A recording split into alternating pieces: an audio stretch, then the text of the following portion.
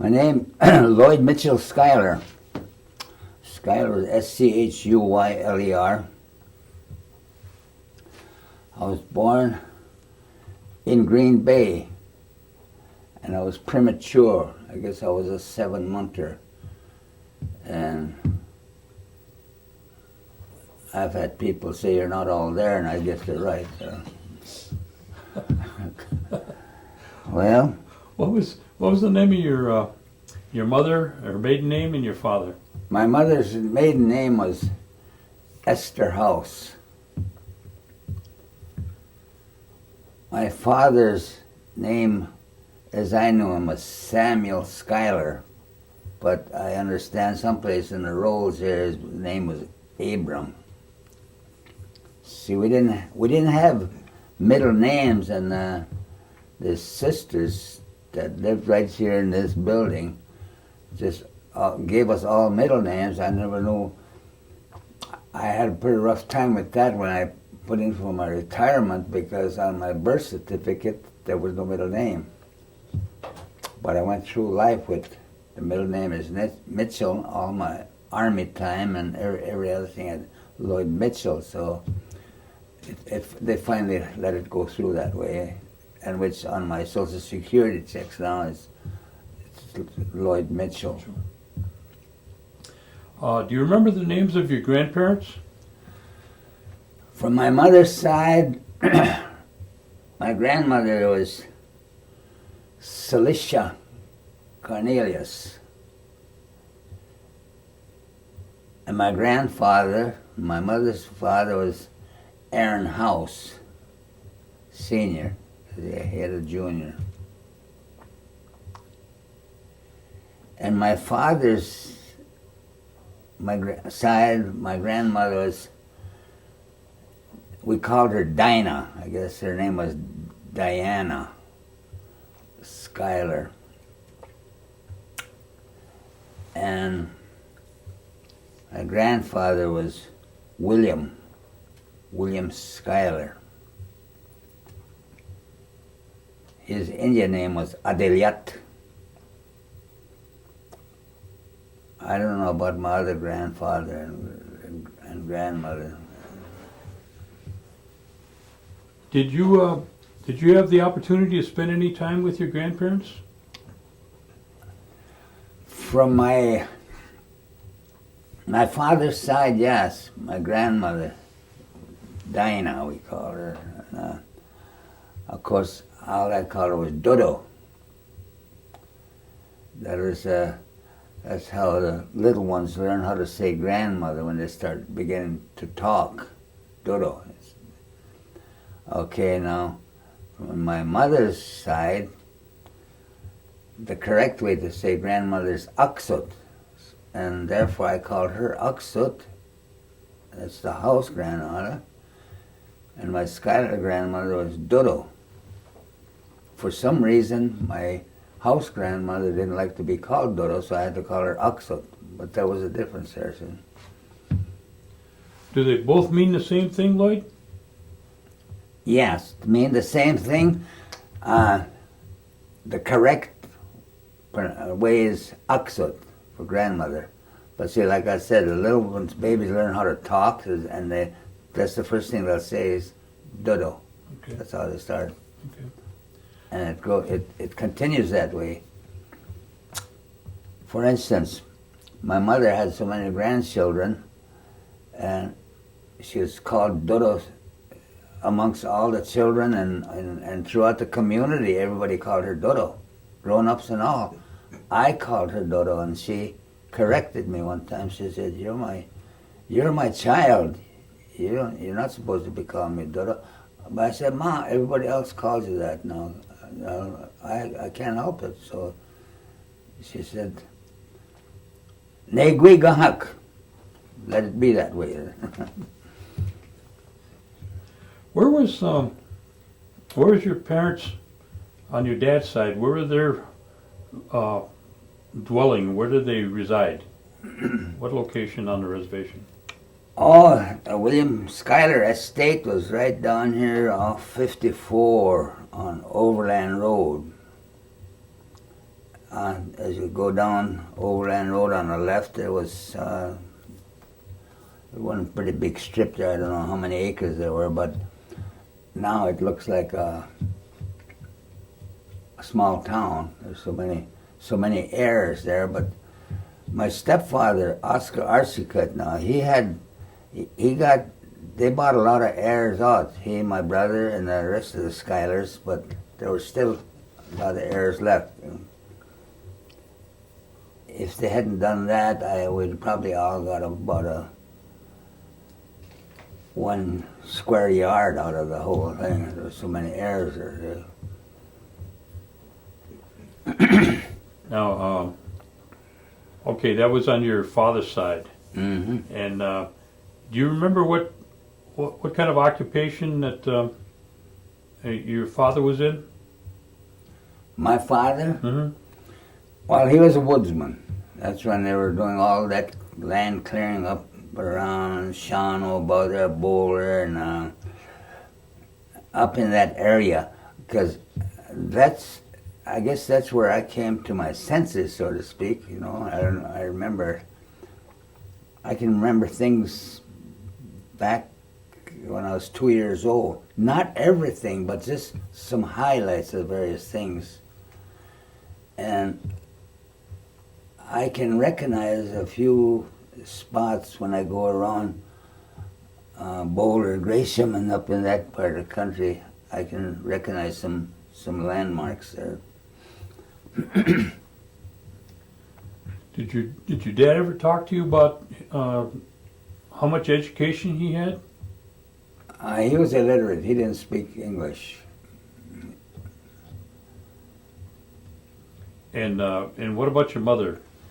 Well, she went to Flandreau and she finished 8th grade, and that was the end of that. Okay. She never went to school until she was 10 years old.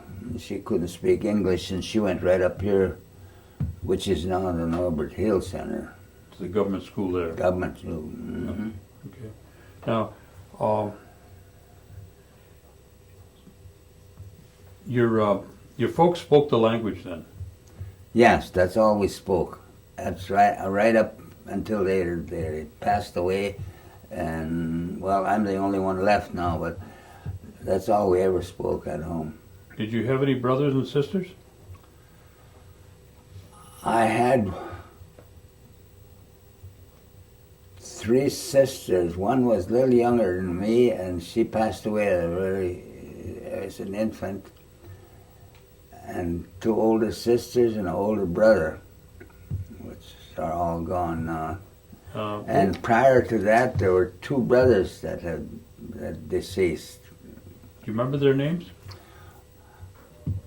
One was Eddie and one was Edwin. Now, I don't know which one was the oldest one. One of them was the oldest of the entire family. And one of them was just a couple years older than I. Okay.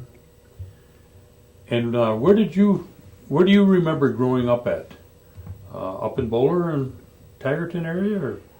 Around Boulder and Gresham. Mm-hmm.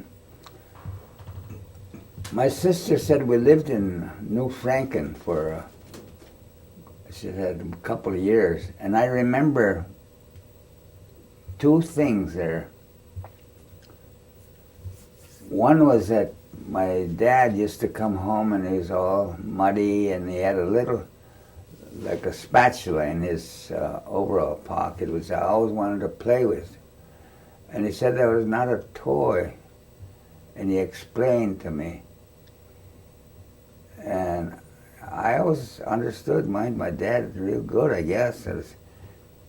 He explained to me that was not a toy, and he showed me what it was for. And he's talking Indian all the time, and he said, when the mud is on this, they had a spade, you know. When the mud gets on there, this is what I use for that, scrape that off, see? So that I can keep digging good. And then he said, I wipe it off any place. I could go like this, and they put it back there, and he said, say, you understand now that it's not a toy. and I understood it. I never touched it anymore. That was at New Franklin. I guess they were putting water pipes in at that time. Everything was done by hand, see? And I guess sometimes they had to dig down pretty deep, pretty low, see, and it was, later years I heard my mother say that it was dangerous at times because they didn't show it like modern days, you know. But of course, Oneidas were there to do it, and we got paid. But I just remember that, and I remember the house.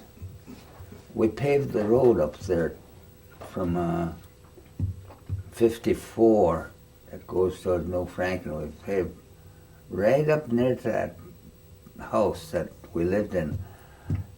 I went over there one time and I recognized the house and everything, you know. And my mother, I would say, Zayaleka, you know, says, do you remember that? Then she'd tell me, you're only 2 years old. And the highlight of that, I guess, my memory is that my dad explaining that little spatula he had that I always wanted to play with, and which they have a smudge outside in the evening. Everybody sat around out there, and two guys got in a wrestling match there. I remember, I know them real good. It was Sam Adams, used to be the mailman here, and Frank Summers. He's got a bunch of boys here now. And boy, they're just throwing each other all over that yard. And finally, Sam Adams just flattened out and he said, I don't go on that. He said, I give up. He said, I can't wrestle no more. So, and they both just laid there on the ground and breathing real hard and laughing and everybody's laughing. See, and I remember that. And again, my mother say, you were only 2 years old. I said, well, did that happen? She, just like you said, you know. I told her everything, see. Then I don't know when we moved from there, where we moved to, and then I imagine we moved to the woods then, or maybe came back to our house. Well, that's what I was going to ask you. Do you remember leaving there, and if you did, about how old were you when you... Well, my mother said I was 2 when all this happened, so that's about the time, I imagine, we left there. Maybe another year or so. Probably another year went by. I don't remember. Now, when you were living at home with your mother, how would your folks treat any kind of illness? Pardon? How would they treat any kind of illness? Somebody got sick. Oh, it's treated right there at home. And of course, Dr. Hill was always there. Dr. Hill would come with her little satchel, walking through the pastures across the fields, and I took sick a couple of times, I think. One time I had pneumonia, or brownical pneumonia, or double pneumonia, and I wasn't supposed to make it, I guess, but I did. And just by Dr. Hill, when she put her hand on you, touch you, it's just saying like you healed up right there. It's in my mind, I imagine. Yeah. Just know she was a doctor. 2 minutes. 2 minutes. Okay. Did your mother have any kind of medicines that she would gather, or that you can remember her using? Yes, she would go down into there was some woods back there, and there was only 2 houses there. It was my uncle's and my dad's house. So down in the back there's woods, and she'd go down there and get something and boil it up and drink it. And I guess it worked. Mm-hmm. Okay. Did you have running water and electricity? No. But we had one luxury that we had a pump. It was down by my uncle's house there, and that's where we got all our water from. What was your uncle's name? Jonas Schuyler. Now, what about transportation? What type of transportation did you have at the time? Well, I remember a horse and buggy. My uncles had that, but my dad used to use it. So their brothers, see. And I remember a horse. Her name was Molly. I remember real good. And then later years, not too much later, my sister got married very young, and then my brother-in-law Nelson Ninham always had a car of some kind. Model T Fords was mostly.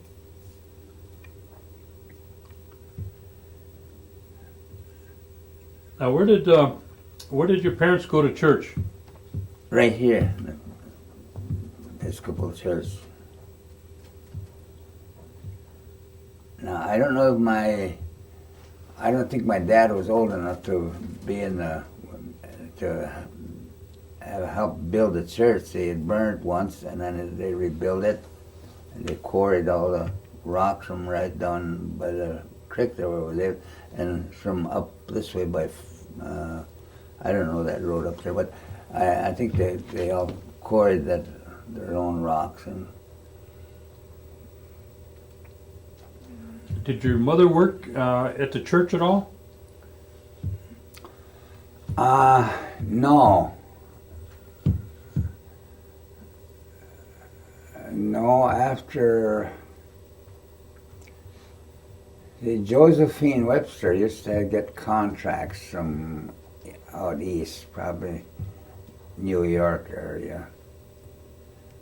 They crocheted all kinds of The Oneida lace?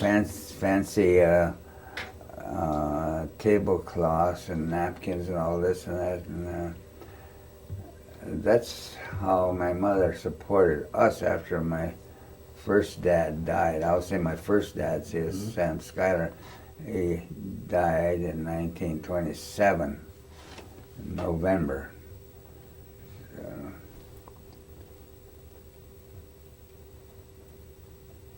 And I don't know if there was any welfare or anything like that then, but my mother used to do all that sewing all the time. Plus, she made a lot of things, jackets for people and clothes. She was real good at it. Seamstress, huh? Mm-hmm, yeah. And a foot pedal machine. No. What about cooking? She do a lot of cooking? Yeah. Mm-hmm. Was there a lot of corn soup and cornbread at the time? Well, periodically, see, there was a big process to that. Corn soup and cornbread. But our main commodities were potatoes. And, of course, we grew our own vegetables like beans and all that other stuff. And the winter months was rabbits and partridge and prairie chickens, as well as my brother-in-law used to get enough of them and they'd sell them down in De Pere. I remember this. See, they still had chicken booyahs, but they didn't know they were getting partridge and prairie chickens. And pheasants never got around until I was pretty big then, and they started getting pheasants, and the other side came from China. So they flew a long ways here. But I remember, like maybe I was around 8 years old when I started seeing them bringing in pretty birds and the long tail. Did you attend school here, or did you go somewhere else? I started out, it was 1927. I don't remember the year then, but my mother said I was 5 years old. It took me to Wittenberg. Okay, my Schuyler dad was, working up in the woods. He didn't know this. And he found out that she took me to that school, and he went after me. He got out there after me and brought me to where they were staying out in the Boulder area, just above Thornton. Because Thornton is where he was killed. Well, it had to be early November, because he got killed in that November. Then the next year, well, my dad was gone now. She took me to Wittenberg again. I had to stay. I stayed there a whole year then. I like to make jokes about our boss up here at the Turtle School now. Oh, Sherry? Sherry. Her dad was George Swamp, and he was my school buddy in kindergarten. My dad came after me and got me out of there. He didn't want me in that school. And then I said, and next year I went back, my mother took me back. I said, and George Swamp was and he went on to be in a first grade. Then I said, so I flunked. I had to go in kindergarten again, I didn't. I went there. I was in the first grade again too. But she gets a kick out of that. I never told her any different either. I got one here. I flunked kindergarten. I got the rest. And did you start school in this area? Did you start school in this area? No. Oh. Yeah. I think my sister used to bring me to school here to the mission, because I remember being in a schoolroom, a lot of kids, sitting at them desks we had then. They had those days, and I'd be sitting with her and saying, okay. And a funny thing, I knew the alphabet, because I had said that for the class one time.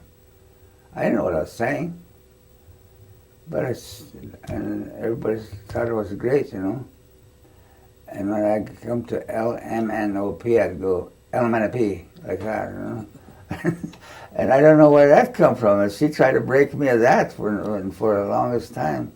So see, I had a little start when I went to kindergarten in Wittenberg, and I could say the alphabet, and I still didn't know what I was saying.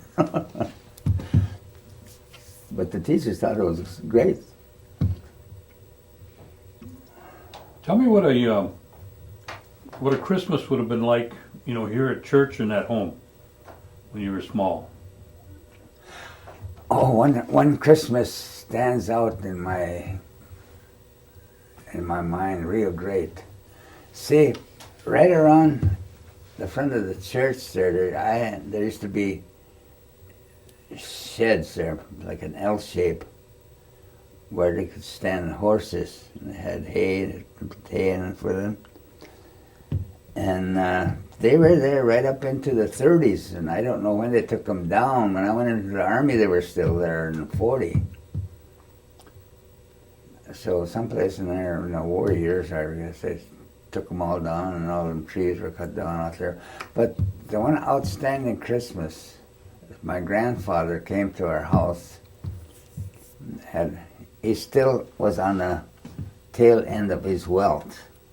He had horses yet, he had a car, and he had a tractor.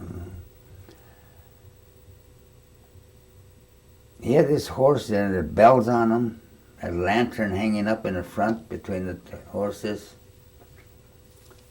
box on a big sled there, hay and And I was my grandpa's, I was his boy, see. So wherever I wanted to sit in his sled or in his car, I get to sit, you know. So this time I sat right up in the front, not on the seat, but on the floor, but I look over the top or something. Horses, he let me drive the horses. So. A lot of snow. They got all their Christmas packages from the church and threw them on a horse, on a sled, and went home. Took us back to our house, and he lives like 4 miles down the road there. He just went on home. That stands out in my mind. Great. Now I don't know how many people. I think there was some of the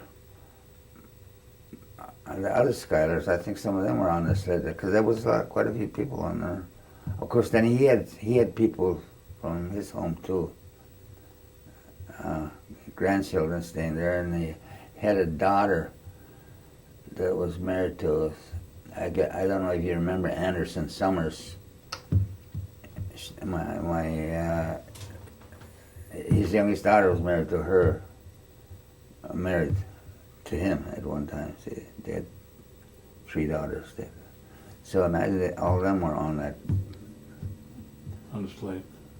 The 2 older ones, anyway. I think that their youngest one wasn't born yet. Mm-hmm. Well, anyway, it seemed like we had quite a few people on that sled. It was real something. And there was a lot of horses out there in sleds, you know. A lot of snow, big snowbanks, you know. Did they have a choir in the church? Pardon? Did they have a choir in the church? Mm-hmm. No? Mm-hmm. Did they sing the Oneida hymns? Yeah. Mm-hmm. Do you remember who the priest was then? His name was Father Watson. He remained there, and he was there till, when I spent 1 full year at Wittenberg, in 1928, 29, the school year. He came back 29, and his house was burned down, and no more Father Watson, and Father Grant was here then. And I don't know where he was living, but then they built that house there. My brother-in-law worked on there. What about the hospital? Do you remember anything about the hospital? Yes, it was made into apartments. So then, as I remember it, and they had a little shed out in the front there, and it had an electric pump. Now, where did electricity come from? Must have came from here. Because the hospital didn't have no electricity. All of them made makeshift apartments, and they all had kerosene. And the basement to that hospital was made into women went to sew once or twice a week. They call it the guild, sewing guild or whatever. And that, I don't remember when that building was torn down. I was a teenager. It was there till after the war, World War II. I think it burned down sometime in the 50s. It burnt down? Mm-hmm. Oh, the hospital, yeah. I thought maybe they just tore it down. No, it burned down. Mm-hmm. Tell me what Oneida was like at the time. You know, when you were a boy. Was there? Well, 2 stores were there. The first one was called, we called it the farmer store. A guy by the name of Bill Hendricks owned it. And there was a cheese factory attached there. That little, what says it's still there. and Spike was the cheesemaker. And the next one were the, what's that Hill boy's got his business there now, was Morgan's. And they had a lumber yard right across the tracks. There was a sugar beet thing there and a few other small warehouses, and back there was the lumber yard. And he must have had business.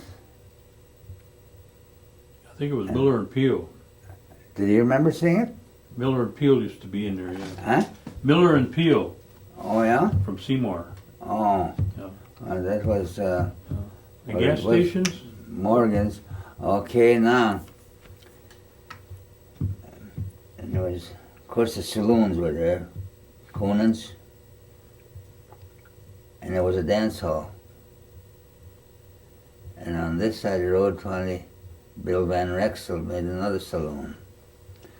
And there was one on a corner, right by the county line, and right there was one. I think Mark Paulus owned that one time or other, some I heard.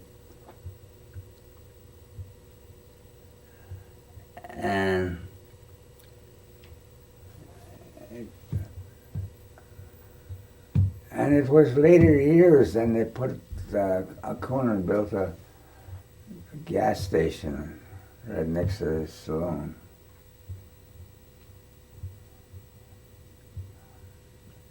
I remember this.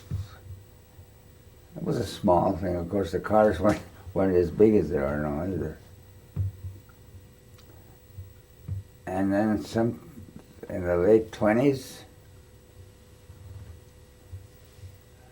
early 30s, there's rent masters. They got that big farm up along the tracks there. There's only one big farm up there on the side.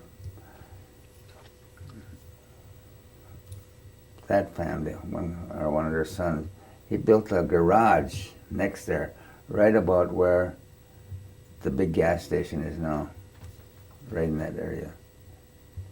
Just a garage, had weldings, all this stuff. And then I was gone for some time, and then by God, he had a couple of gas pumps out there too. There was 2 gas stations then, when I was growing. What about during the Prohibition? That was, Were you here during Prohibition? yeah. See, down Overland Road, across the tracks, I still don't know the name of that road there. Riverdale. Riverdale, okay. And just down a little ways, you'll see a farm. Still from the old farm days.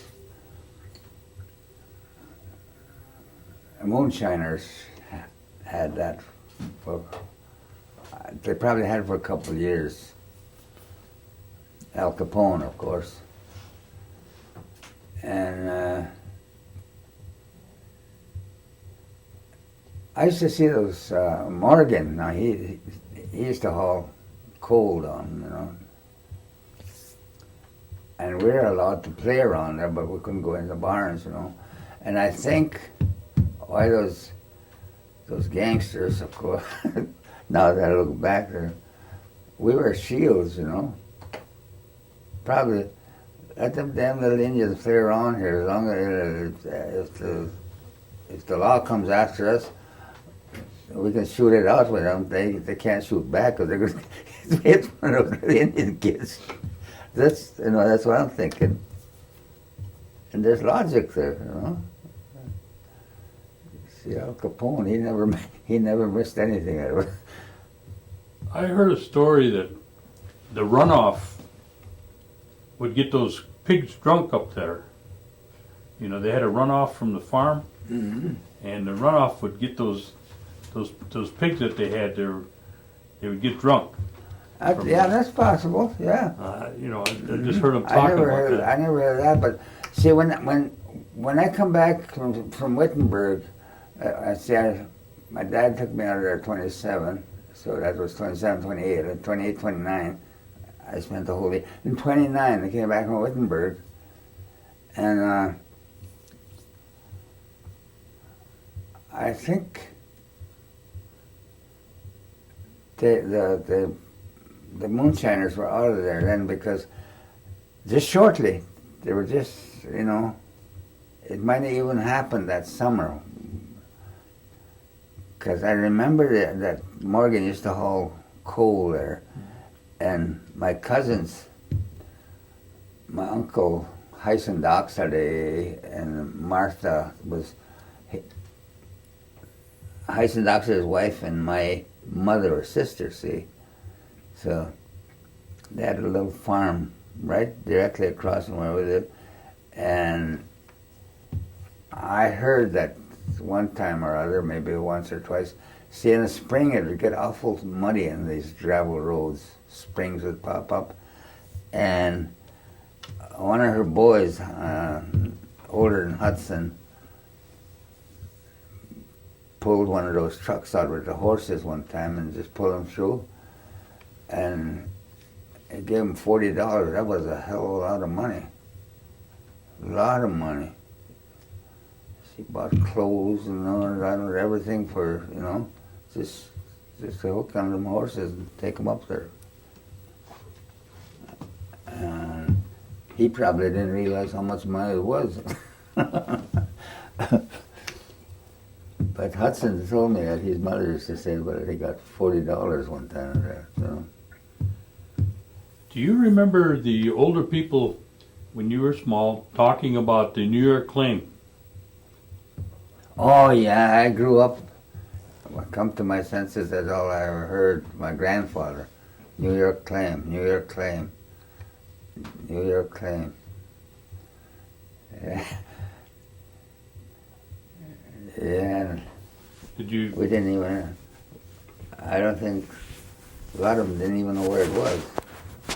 I sure didn't. Nope, you gotta leave that on. Oh, good.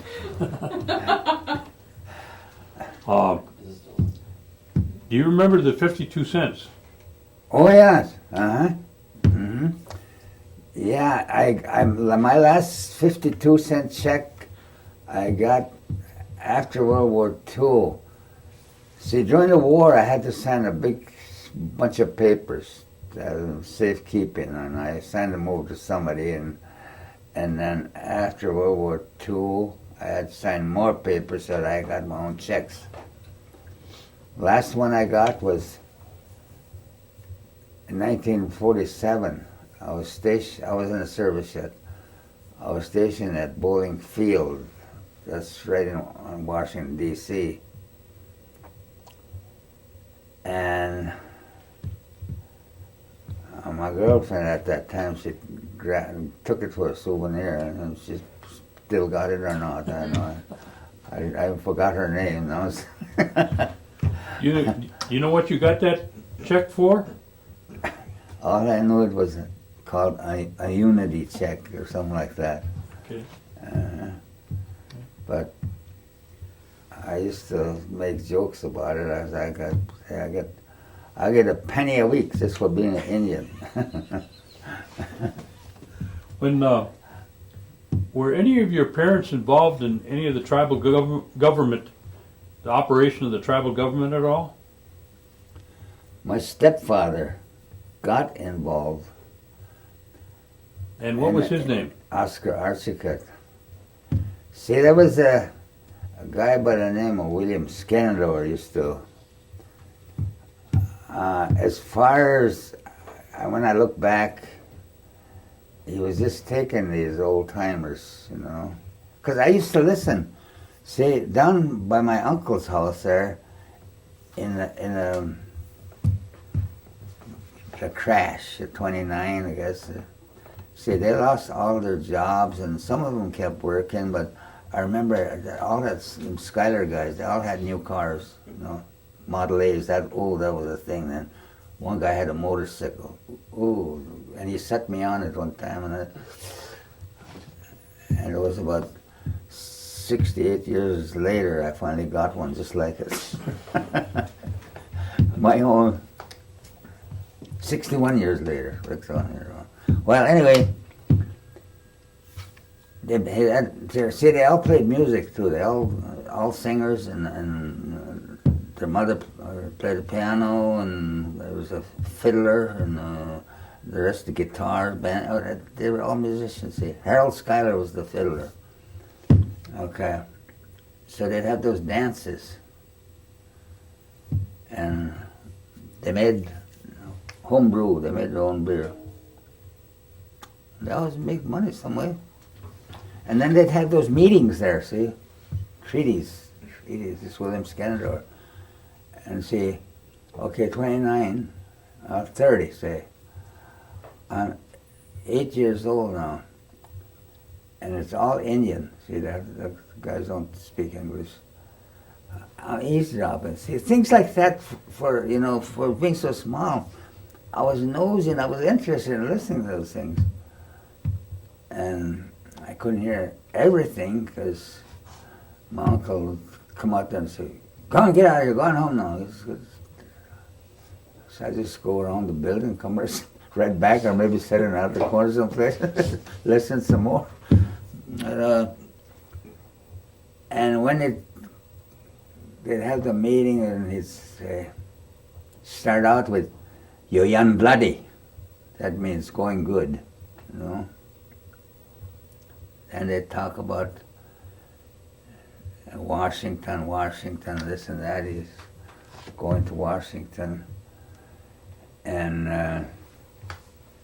at the end of the meeting, and he'd always say,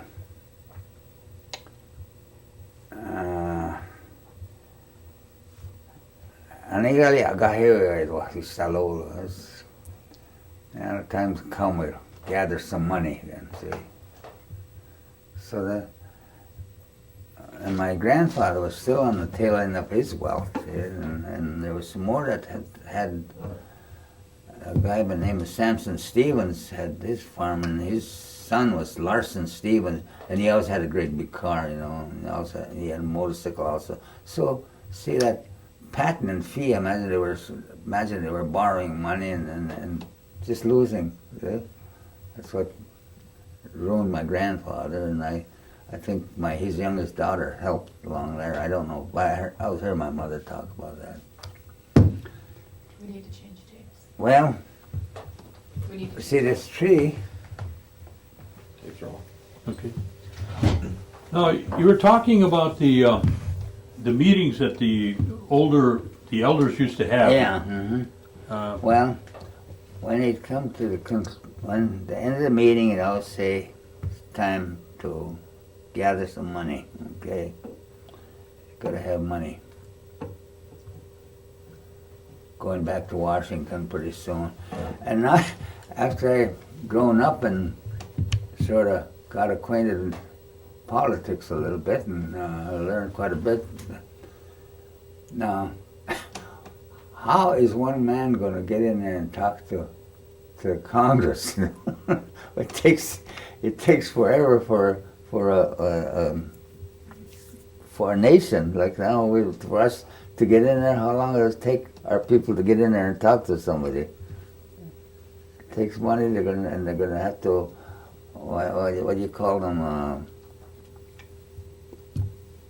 Stand out in the hallways or whatever. Lobbyists. Okay. And well, see, then my stepfather came into the picture, Oscar Archichet, and his sister was married to a Menominee. His name was Roy Oshkosh, the chief of the tribe here. And they had a little business going on called Rainbow Falls. There's a honky-tonk there now called War Bonnet. And it's the first motel, I'd say, I ever seen in later years. And you see these motels all over. They had little cottages, log cabins. People rent them, stay there for a while. You know. And So we stayed in one. My stepdad made maple syrup.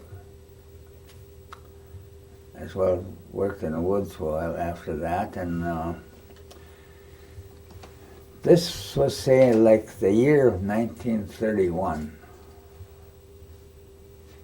See, the Depression was still in full swing, and that's why we thought he was still having his meetings and collecting every week. So this Roy Oshkosh gave a little booklet to a stepdad called Wheeler and Howard, Indians at Work, Wheeler and Howardville Act. He read that over and over, and by God, he kept it, and he started a committee here, see?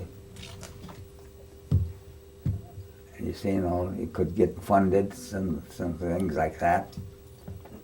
Well, he's the founder of this Oneida Business Committee now, the way it is.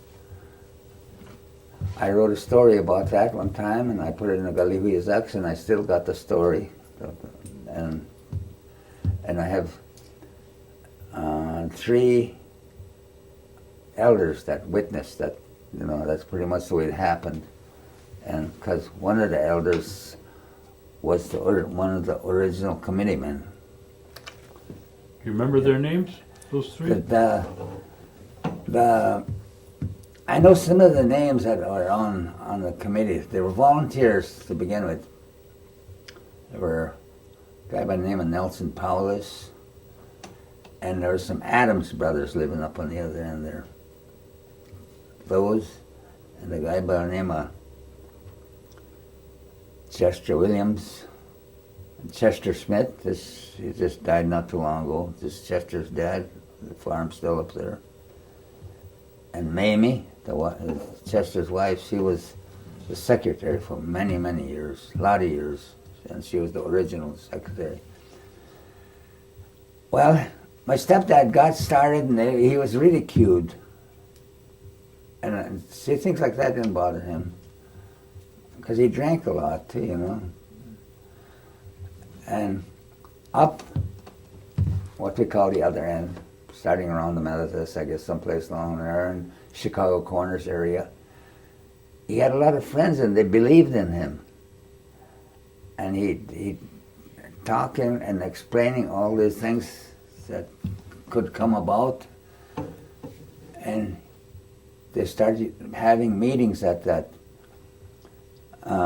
Methodist, the hall part that was by itself. The church was across the road then, the swale. I started with this. Is that what they call Epworth Hall? I don't know. I don't know what they call it. Okay. I would just call it an Indian, Methodistne.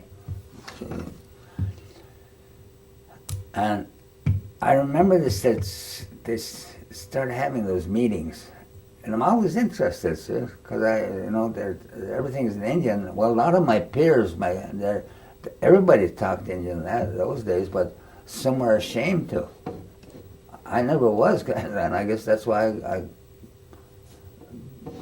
elders thought I was something, because I'd talk with them, and especially when they started writing it over here. We'll get to that later. And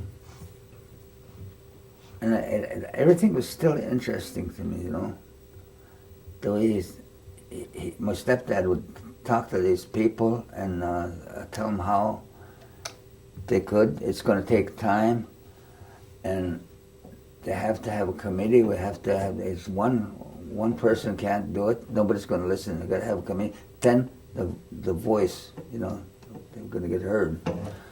So he got it organized.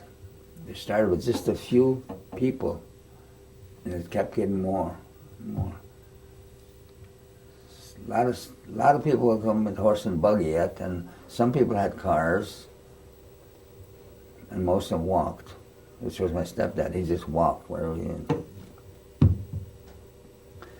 And more, finally, the hall was full. Finally, standing room hall. They were all interested. And in my story, I said I know exactly where it started. And I told some people at one time when they had them dinners up there, I showed them exactly where the business committee started. Said right here, and I named who was sitting there. There was only like, he said he needed 9. See, my stepdad knew all this, you know, going by the chiefs, and of course now the committee has to have 9. And substitutes, volunteers. The Hells had to have at least 5. So if somebody didn't show up, somebody's bound to fill up. Finally, they have 9, see, when the help kept coming. And then finally, he said, well, now we're going to have to vote. Make this real legal, and we're going to have to vote. Everybody's going to vote. They did. They voted in. The men were, everybody was nominated. See, my stepdad was explaining all this to them. They have to pick one. He said, one guy can't come up and say, I'm going to do this. So, he started the whole thing. They said they'd pick him for the chairman. So he stayed in there for quite a while too, until it got going good, and he was never like a glory hunter or anything, but he was involved right up until the end, you know, here and there in tribal affairs. And he stepped down in 1934, I think, or 35. But he was still very much involved.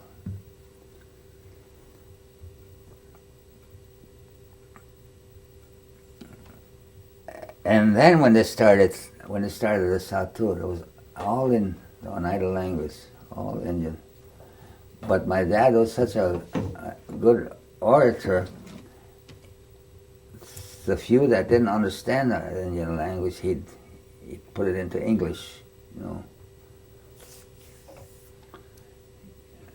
There was more Oneida speakers than there were English speakers. And it seems funny translating our language to the English.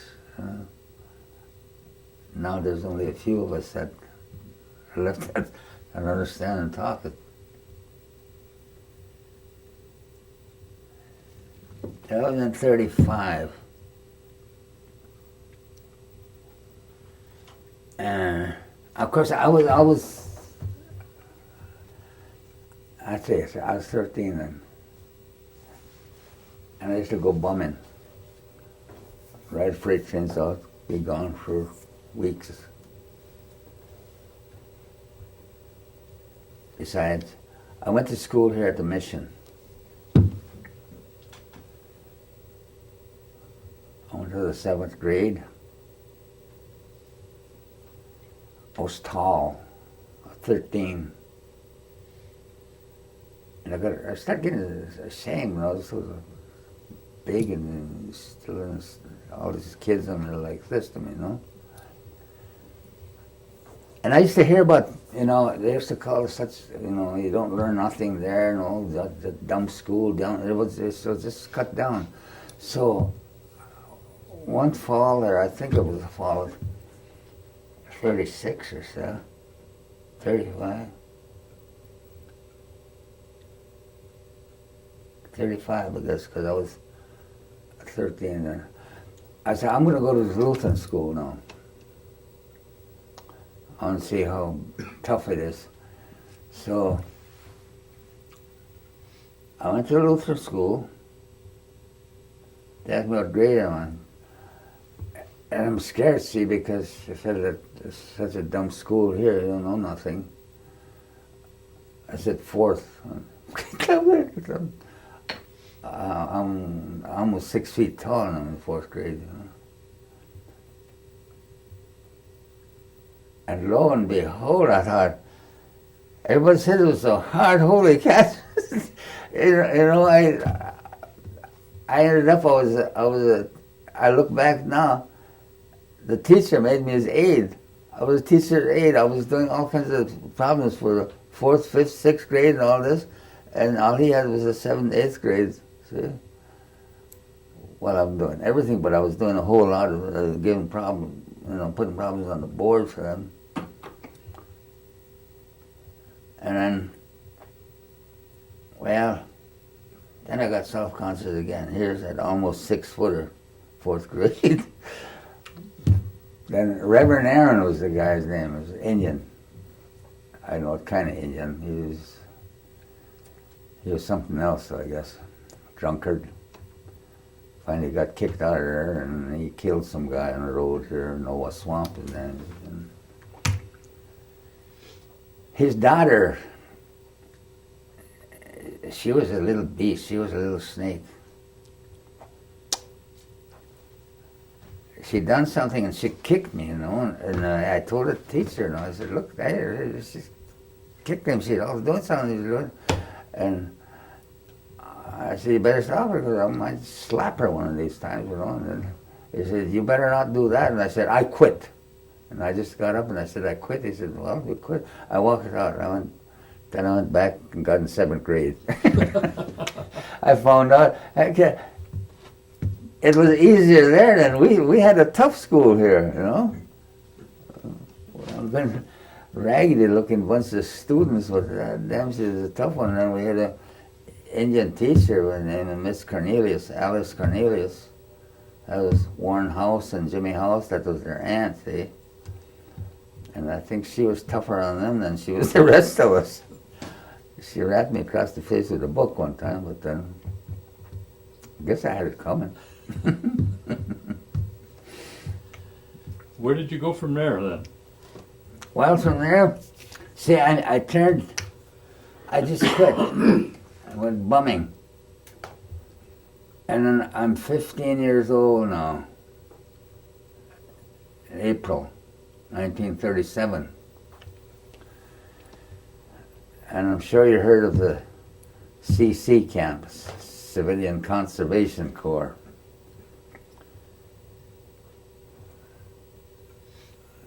I went down, they were signing up in April. So I said, I'm going to go to the CC camps. I'm tall enough, and I'm 5'11", And asked me my birth dates, I rattled it off just like that. I rehearsed it, I just backed it up. 2 years. It was 1922, 1920, it's simple, I'm 17 years old, and I went in,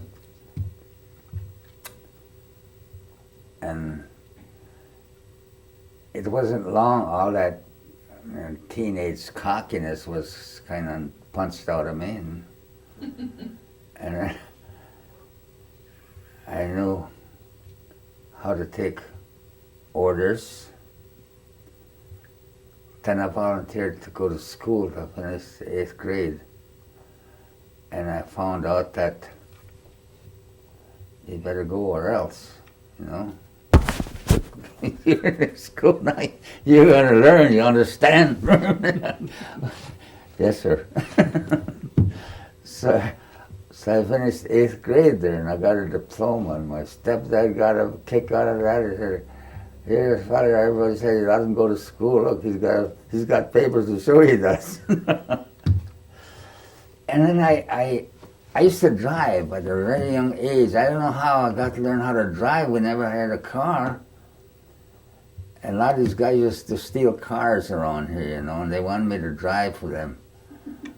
And I wouldn't do it. I was chicken. And I look back now, I wasn't chicken, I just knew better. I had more sense than they did. Because some of them went to reformatory, and hey, I don't know. I went to CC camps, I was 15. I knew how to drive, so I started driving a truck, I showed them that I could drive a truck. And the guy, they got what they call an army truck that does all the errands for camp, hauls mail, laundry, and this and that. And he and I became good buddies, hauling garbage in the wood in winter to the barracks. And he asked me he said, you want to learn how to drive? I said, I know how to drive. I said, come on, you want to drive? And I say, well, I started giving her, and then he said, where'd you learn this? I said, at home. At home, we didn't even have a car. Where did I learn it? I don't know. Then they also had an ambulance driver there, and it needed a driver. So I volunteered for that, asked for the job. They gave me a test, a written test, driving test, and I got the job. I was an ambulance driver. Hardly ever went anyplace, but I was all riding around with a guy. When we hauled garbage, especially in Hollywood, and he had quite a name. His name was Claus Klang, so we used to call him Ding Dong. It was his real name, Claus Klang. Very big, tall Norwegian. Then he got discharged, and naturally I got the job of driving the truck. See, I'm 15 years old, and I got a man-sized job, you know, doing this hauling mail and hauling laundry and hauling guys to recreation on Saturday nights and loading up drunks on a truck to bring them back. Sometimes they were loading me up too, and I didn't drive them around. Okay, 15. I turned 16, which I should have stayed. I look back, I should have stayed in. Got out, I was 16. I can't get a job, no place. Men couldn't get jobs, no. I couldn't lie my way into a driving job then. I guess I could have. I was good at it, but I wasn't hurting nobody. I was doing something for myself, you know, get a job. So then I just more or less bummed around, and we went, me and a guy by the name of Joe House, that's, you heard of Stitch, you know Stitch, his brother, next brother. He and I just going a bum, going a long time. One time I was gone, well, I don't know how long we were gone, but I came back and I said, well, I'm back on my feet now. My soldier wore through. I just had cardboards in there for a little while.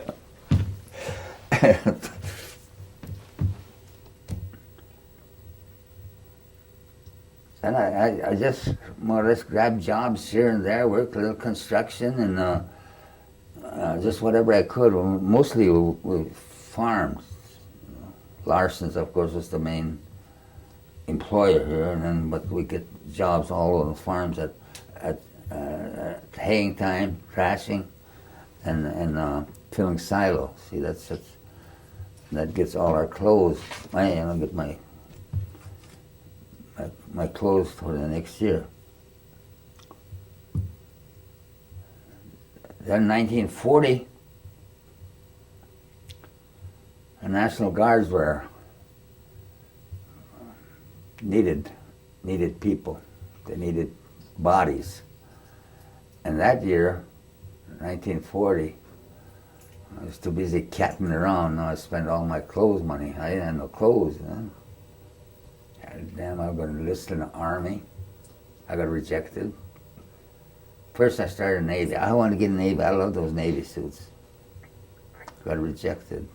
Coast Guard, rejected. Army, rejected. Marines, rejected. I'm in bad shape. All I got is what I got on, the clothes. 18 years old. And Charlie Hill, he's come recruiting around. We need guys in the guards on here. He was a sergeant then. But after the war, he was a major. So my stepdad, he was pretty much of a politician. He says, we're going to be at war pretty soon. We're in war now. He said, but we're going to be fighting pretty soon now. And he said, no, they're going to start drafting. Very shortly, they're going to start drafting. And he said, if I were you, I'd get in that National Guard, go 1 year, and get out and you're, you know. Okay. Good on it. Good. I get 3 squares and I get clothes and I'll have a place to stay. We got in the National Guard. Anyway, Charlie Hill got a whole bunch of us. Let's see, I was Norris, Skinny Skinner, myself, Rupert Adams, Eddie Kasich. That was from here. There's a lot more in Green Bay. 1 year. It was October 15th, 1940. So October 15th, 1941, we got an extension for 6 months. And in that extension, I'm in Pearl Harbor. So forget about it. You're in now. You're in until the war's over.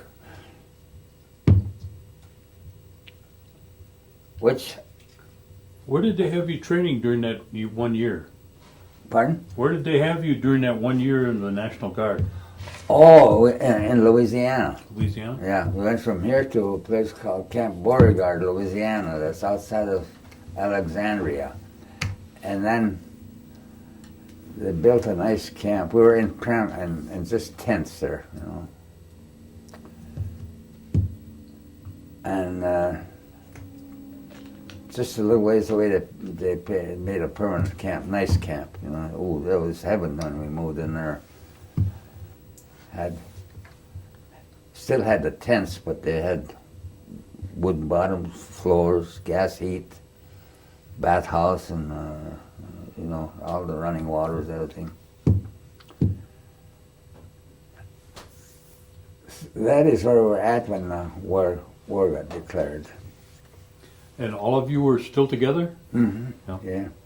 Well, some of us from here, from Green Bay, went to a Milwaukee battery. They were short up there, so there was a bunch of white guys from Green Bay here, and me and Rupert was in that group that got sent to Milwaukee, and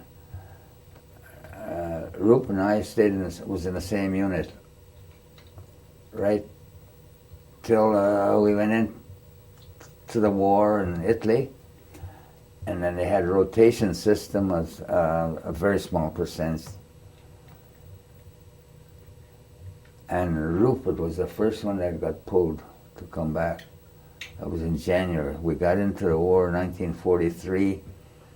See, we're in the States all these years, but I used to come home occasionally, and these women like to almost beat the hell out of me if I was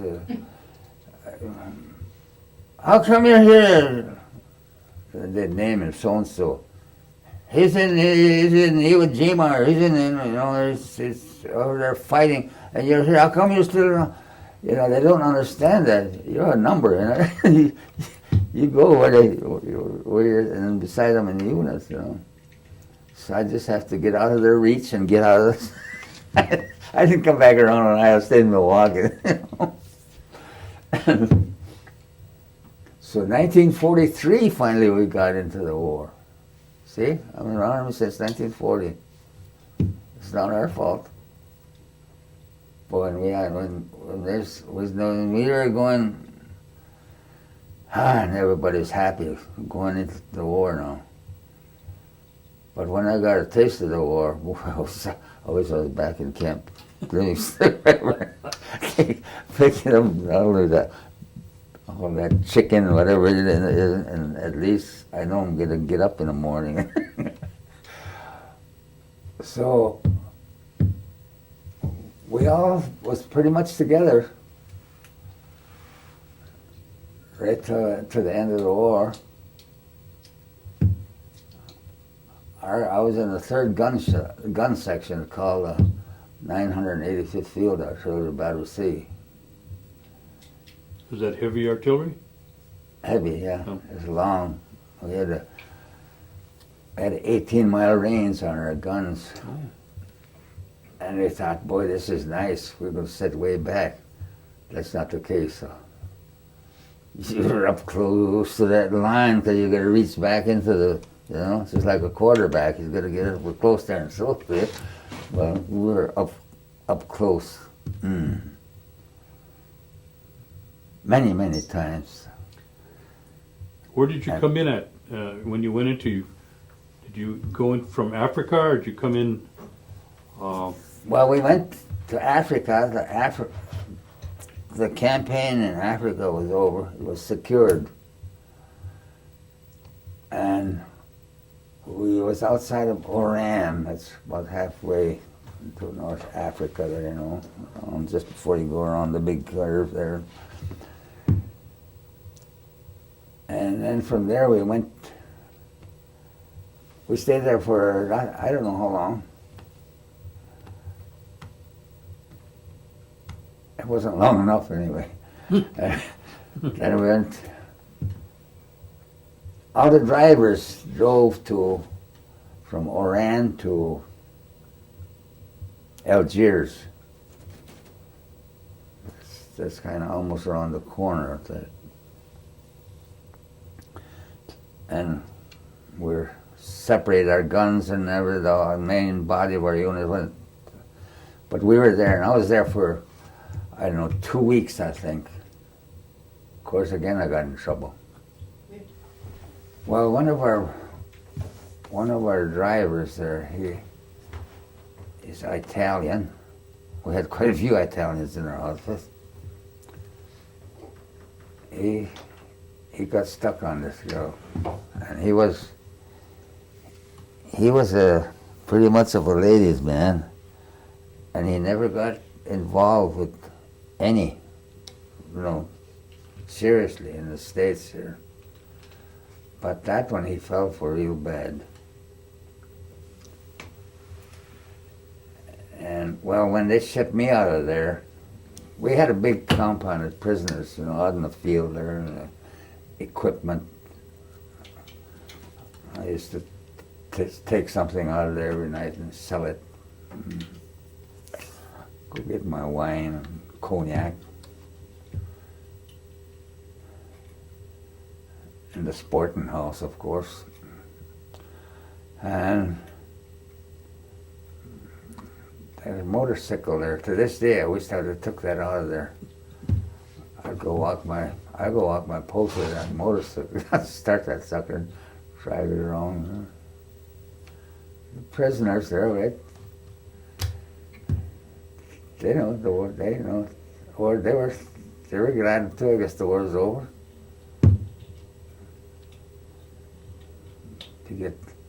I'd come in with a hangover or half drunk. They'd tell you, well, sleep, slothing. Somebody come, we'll wake you up. You ain't gonna go no place. We ain't gonna, they go through the motion. We ain't gonna do that. It's over, finished, kaput.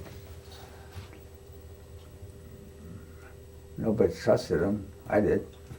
I'd damn well go to sleep someplace. This officer, mostly it was the officer comes around, the sergeants and the corporal, they wouldn't say nothing. If the officer come around, he'd want to shoot you, or a court martial right there. So the prisoners, they'd wake me up. If I wasn't on my motorcycle cruising, See, I look back now, and if I knew then what I know now, I drove that motorcycle when I got off shift. I drove that motorcycle right out of there and parked it out someplace, and sold it to the Italians. Or brought it home. Well, yeah. Yeah, I guess I could have drove it from I get shipped out.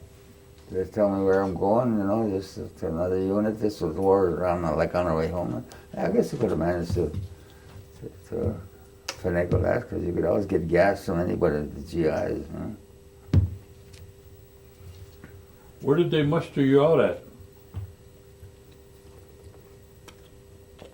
Right from there, I got shipped to another town called Verona, Verona was in a big news a few years ago where they kidnapped that general, remember, a few years back? Verona. I got in the unit, I don't know what unit I got there, and they were just shipping us out. I thought they were going to ship us back to Naples and wait and get on the ship and come home, But I was just getting shipped all over. It happened to all of us. So at that Verona, I stayed there for, I don't know, almost a month, I guess. Then I got shipped to another place. And then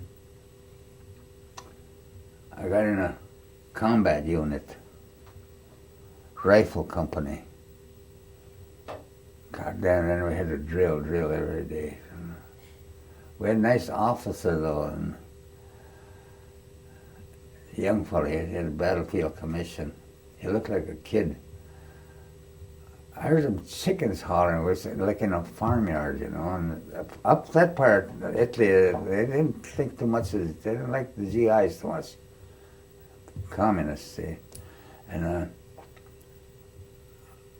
I'm going to run around and see what that chicken making all that noise. God damn, lo and behold, here's our platoon officer, second lieutenant. He had a chicken. I said, the chicken's making noise. So he choked him. He cooked and had the cooks cook it up for him. It just looked like a little brat, blonde, curly hair, nice bushy. And you look at him, he's second lieutenant.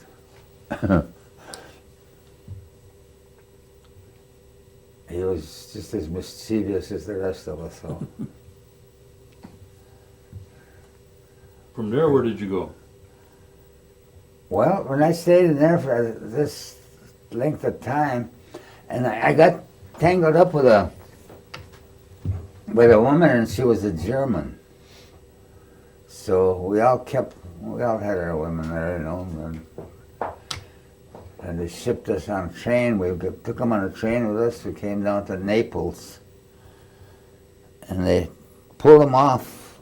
They kicked them off at a place called Casino, where we stayed there for 4 months. Boy, that was a terrible hole. Casualties and more casualties on both sides, the Germans. Because later on, after the war, I worked for a guy in Milwaukee. He was there at the place Casino. And then I met a guy in Germany that he was at Casino. He was my age. Because see, I stayed in the army, and I went done a hitch in Germany after the war. Well, anyway, right at the end of the war, we got to Naples, and our girls got kicked off by English in Casino. But they got a ride some way. There's 4 Italian girls and 2 Germans. They got a ride. They caught us up at the replacement depot in Naples. So we got GI clothes for them and everything, and we used to steal bed sheets and mostly bed sheets, pillowcases, dirty ones, take them through the fence, and Italians be out there waiting for them, buying them $10 a piece. That money didn't mean nothing to them, but we used it because they used in script, see. And that's funny we never got caught. I guess nobody wanted to catch us anyway, And we didn't stay there too long then. We had we had a warehouse there. It was just like our own building on the Olive Orchard, away from the replacement depot. Then all of us had Schuyler to come over the speaker, And when your name comes up, you ain't got much time to get ready. You get your stuff and you get your belongings, and I didn't worry about no belongings. I just took my shaving kit and get on that damn line and get on the ship.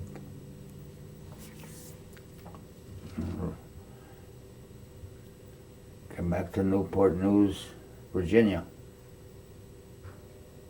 Gee, it looked good to see that Rock of Gibraltar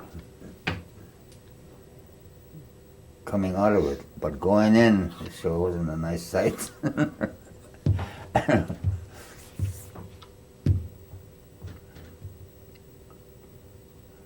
was a nice voyage, nice weather, but going over, it was such a big convoy, great big. Oh man, that was, well,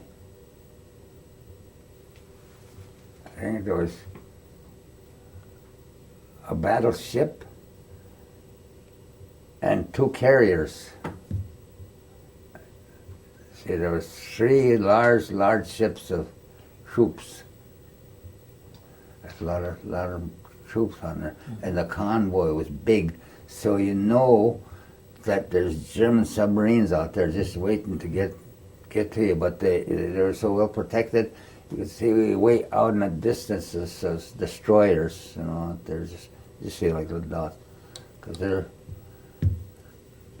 they're tough on submarines, you know. And then there's planes, of course, would get off. A reconnaissance plane would go out around occasionally from the carrier. And of course those carriers are always ready, fighters out there. It gave me a comfortable feeling anyway to see all that battleship. Texas was on one side and the carrier was on the other side. You know. When you got back to Virginia, Pardon? you got back to Virginia? Yeah, to Virginia. Then, did you come home then? Yeah, but it was fast. It was quick. We got off and I was expecting another delay. We got off the ship and it seemed like they just marched us right onto a troop train. And it seemed like we hardly got settled and that train was moving. They were so busy, you know, bringing guys home, and they were so well organized by that time. And we had Pullmans. Man, they gave us box lunches, but the Pullmans were nice. Then we got to went right into Fort Sheridan. And again, it was fast. Everything was waiting for you. Partial pay and a 3-day pass. And then they had what they call ruptured ducts. Discharge. They sewed that on you someplace there, and they give you a pin put on that. That's what you aren't discharged yet, but they already give you that. And we were out of there just like that. Go out, hitchhike out to 41, and people pick you up like that, you know. Somebody coming by pick you up. I come out to Fort Sheridan, I got right out to 41. I'd say that I just got off and the guy pulled up there and he had room for 6 of us. You know. I got around right down into Milwaukee and 27th Street, 27th and Greenfield.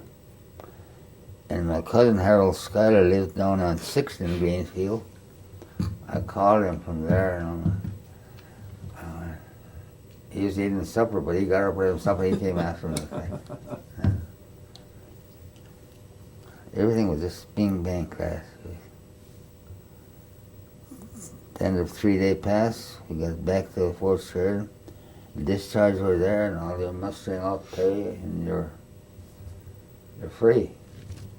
I said, don't get too cocky now. Don't get too snotty with officers, because you're not real free till you get outside that gate. Get out of that uniform. Then, but we were all, and that was the last thing from my mind, anyways. Did you come home then? Yeah. I stayed in Milwaukee until I sobered up, and then I came back to Oneida. And I was out, let's see, 25 days. I re-enlisted right away because I wanted to go to Germany. Well, I would have went back to Italy too if I could. And after 90 days, I got 90-day leave, see, by the time I re-enlist. And I worked at Schlitz Brewery during that 90 days. And then when it was time to go back, I kind of hated to go then. I had to go to Washington, D.C. I hitchhiked, of course. And when I got there, they had no records of me, none whatsoever. I was there about 3-4 months before they made records, you know. They said, you're just, and I told the clerk, I said, I might as well just take off. He said, oh, nobody's going to miss you, nobody knows you. And I made another mistake. When they're making up my records, what rank was you? I should have said staff sergeant, tech sergeant, master sergeant, something, you know. Sure. I said private. Golly. Golly. Could have had a whole bunch of stress somewhere else. Because a lot of guys from the Death March, you know, from the Pacific, they had no records. A lot of them, when they come out and they made records for them, they're all master sergeants. Roy House, he didn't think about that. I think he just stayed corporal like he was when he got captured. 3 years. I said, why the hell did you say you're master sergeant? I said, I know a lot of guys that said it. I said, I wasn't thinking it. I just wanted to get out. Sure. Well, did you serve the hitch in Germany then? No, I got in Washington, D.C. with a place called Anacostia. It's right across the Potomac River. You know, Washington, D.C. here, and Anacostia is across. It's all like one city. And I'd say I got in a supply company, squadron supply it's called. Clothing and just everything like that. So then sewing on stripes. So I started sewing on stripes, and the guy they got a machine for me, a foot machine, and I used to sew stripes on. And I was good at sewing, you know, from when I was a kid, watching my mother, and I used to make a lot of my own things too, you know. So, and I'd taken shirts here, you know, everybody wearing form-fitting, you know, and taking up on the legs and the baggy seat. I know how to do all those things. And I had those new jackets called Eisenhower Ice jacket. They were a little long, and we used to raise the belt. I done that, you know. I done my own first, and then and that was my job. I got stuck there, you know. I was a tailor. I was a company tailor, squadron tailor. In fact, I was the whole base tailor. I had so damn much work. I had to work weekends, you know. That's all I had to do was get them the sort of uniforms. And officers had me come. I pressed their uniforms on Friday nights. Because I'd be working all night on Fridays, you know. I'd stay till a reasonable hour, and well, I said, Saturdays, I'm not gonna do anything on Saturdays. So then commanding, one of the big officers there said, I don't blame you, and I'll just take a couple. I said, this is my drunk days. He said, well, do it. Take a couple of days, go get drunk, and make damn sure you're sober when you start sewing these clothes again. Okay. I never got to Germany. I want to get to Germany. I want to go. I have to go to Japan. Go any place. I go to China. I want to get out of there. Then my mom and Oscar was having little problems. You know. He used to drink a lot, you know. And I guess she applied. Went to the Red Cross, and well, all of a sudden they called my name. Pack up, bag and baggage. I'm going to Germany. You're going home. You're getting discharged. Jesus. It was just like that. I was in 47. As it was, I didn't come right home. I stayed there. Nice redhead kept me there. Then I finally had to go on my own, split up with this and that, you know. And then I stayed in a place called Soldiers, Sailors, and Marine Club. We paid $5 a week there. We had to buy our own meals. Then I guess I'd say I got my first steady job. Oh no, I had a job at Slits before that, but I was still in service. But now I'm a civilian. And I worked at a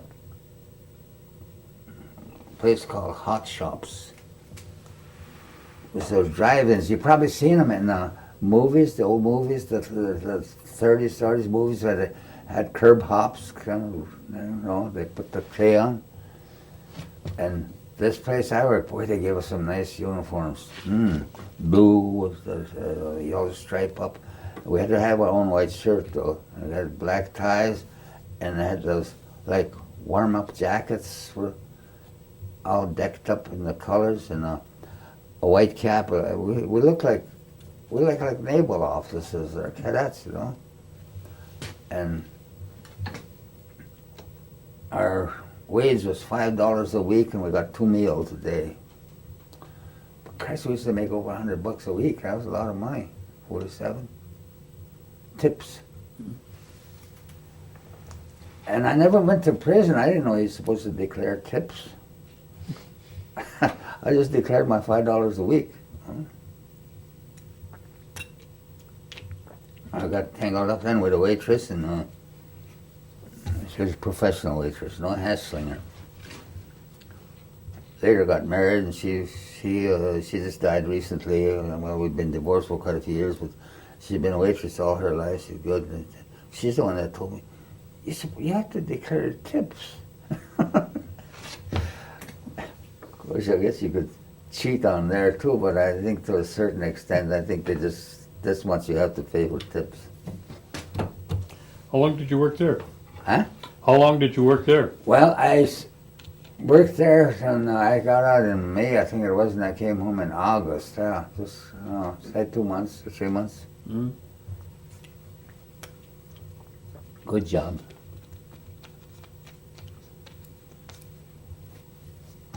And did you stay in Oneida then? I came back. Yeah, I came back, and then I worked for Harold and Rosie there, and then woman I married later on, she came from Washington, D.C., and we both stayed at Rosie's and slept in a dance hall, and finally we went home. Rosie kicked me out, and I went to Milwaukee, and I got a job there at the Cuddy Hay lattice drop forge, and another very good paying job. I always wanted to be a truck driver. What I knew how to do, I was good at, and I could never get one. I could never get the job. Here, take your name, we'll call you, well, we'll wait. I even offered one large company here in Green Bay. I said, I'll just ride with it. I'll just drive, and you don't have to pay me until I prove that I can do the job. So you can I'll go with a driver. Well, I almost had him talked into that, and then I didn't have driver's license. Truck driver job, no driver's license. But I did drive a truck in Milwaukee for a while without no driver's license. Oh, strange. And it didn't take much to go get licensed. Just go down and get them. Well, did you stay away from Oneida for a while, or did you just go and then move back? No, and see, when I moved to Milwaukee. I was 47. Okay, I only stayed there about a little over a year. Then I re-enlisted again. Cool. I was making too much money at Laddie's Drop Force. I had to go back in the Army for $50 a month again. Yeah. But see, I still wanted to go to Europe. Never got there. Where did they send you after you re-enlisted? Well, I stayed in Fort Knox, Kentucky for, I think it was in August I enlisted, and it was towards December. Yeah, December, or last part of November, and they shipped me to Fort Lewis, Washington. It was 8th of December I got to Tacoma, Washington. And what did they have you doing there? Well, I got assigned into the 2nd Division, and again I got in the supply.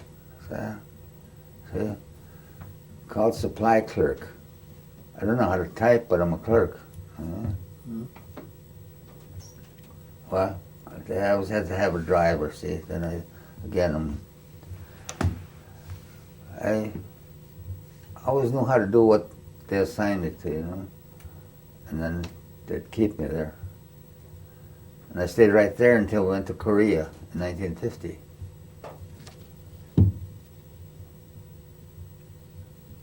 August, I think 1950 we went to Korea.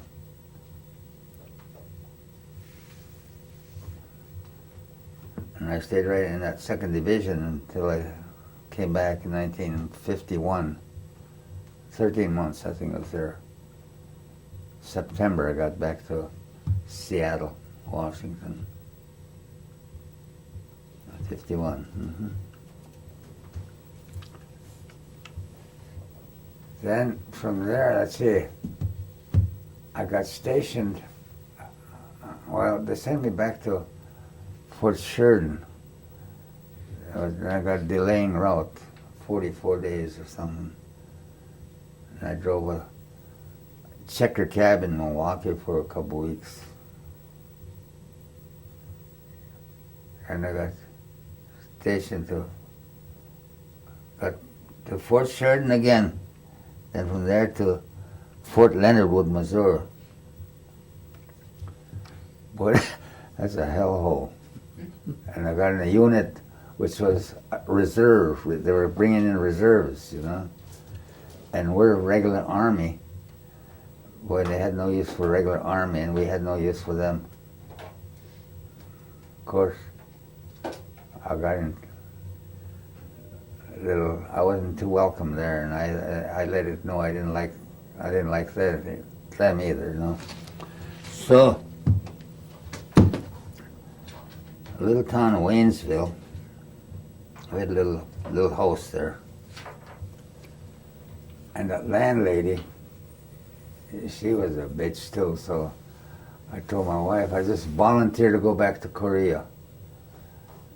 And then they thought I was nuts there in the unit, I guess I must have been. I'm only back, not even 3 months yet. Well,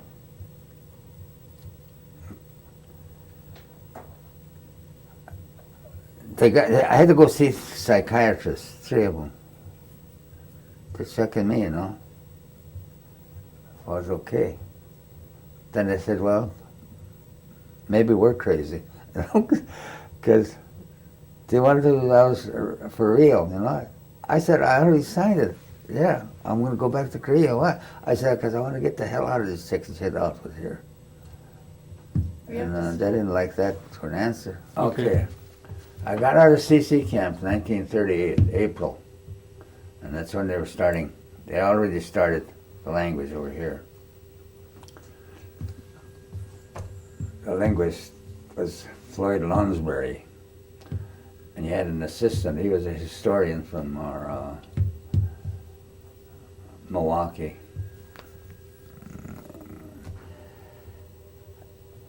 His name was Bob Ritzenthaler. Well, see, my dad was pretty much he's very much, they all were, you know, that's the last of the cream of the crop, I would say. I can't remember just offhand who they were. It was John Scanador, one-armed John Scanador, and Andrew Beachtree. I think Stadler King was there, and a guy by the name of Louis Webster used to live up this way. Denison Hill. Rachel Smith, which was my dad's sister. And Ida Elam Blackhawk. She was those Elams that lived on Florist Drive, yeah. It was Guy Elms. He was part of it, and that Ida Blackhawk, they were brother and sister. And there were more that would come and go occasionally. I have a picture of some of those people. And me not afraid of talking the language, see, there was a lot of them, a lot of my people, I guess everybody my age spoke the language. But for some reason, they were ashamed or whatever, or it was knocked out of them from school or whatever. But I don't think my age, well, I went through a little bit of that at Wittenberg when I was little. We'd talk Indian and Oneida, and we'd get scolded once in a while, a little backhand.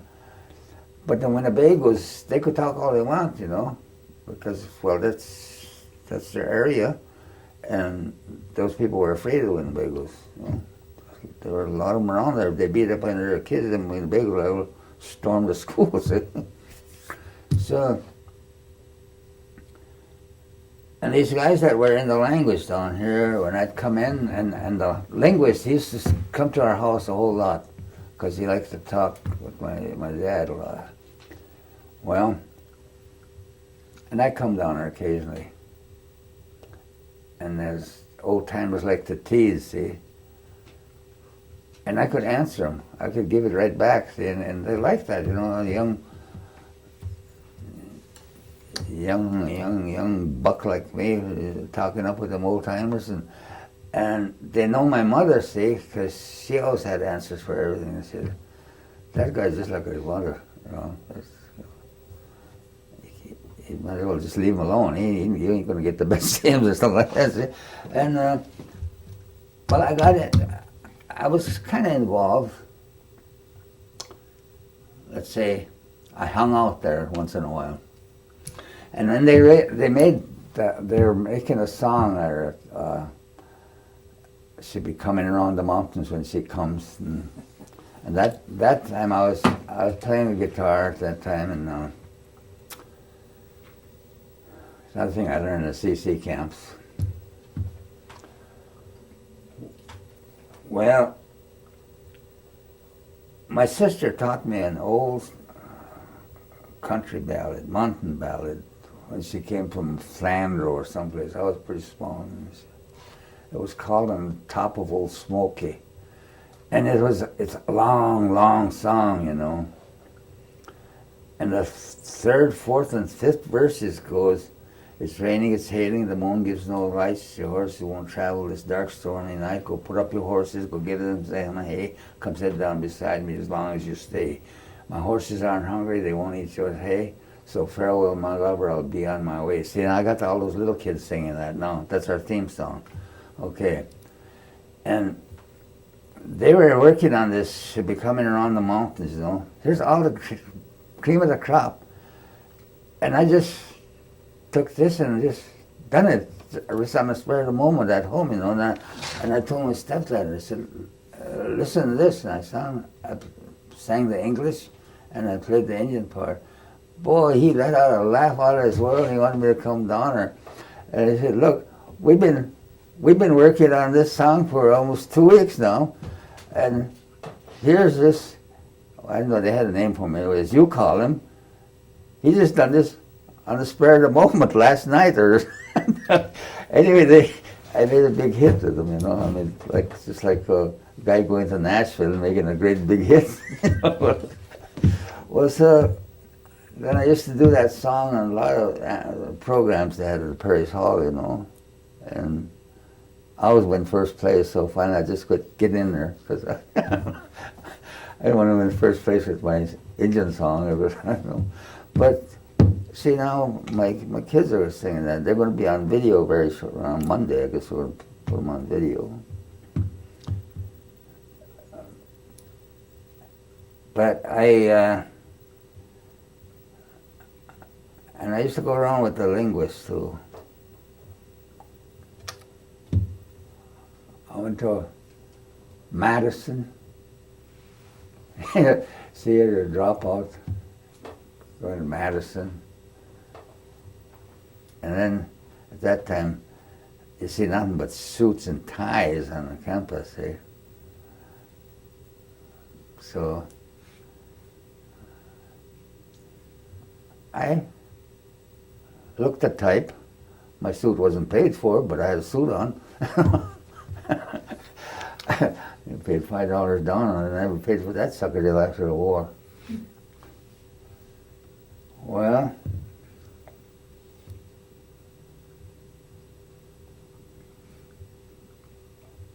it was quite an experience.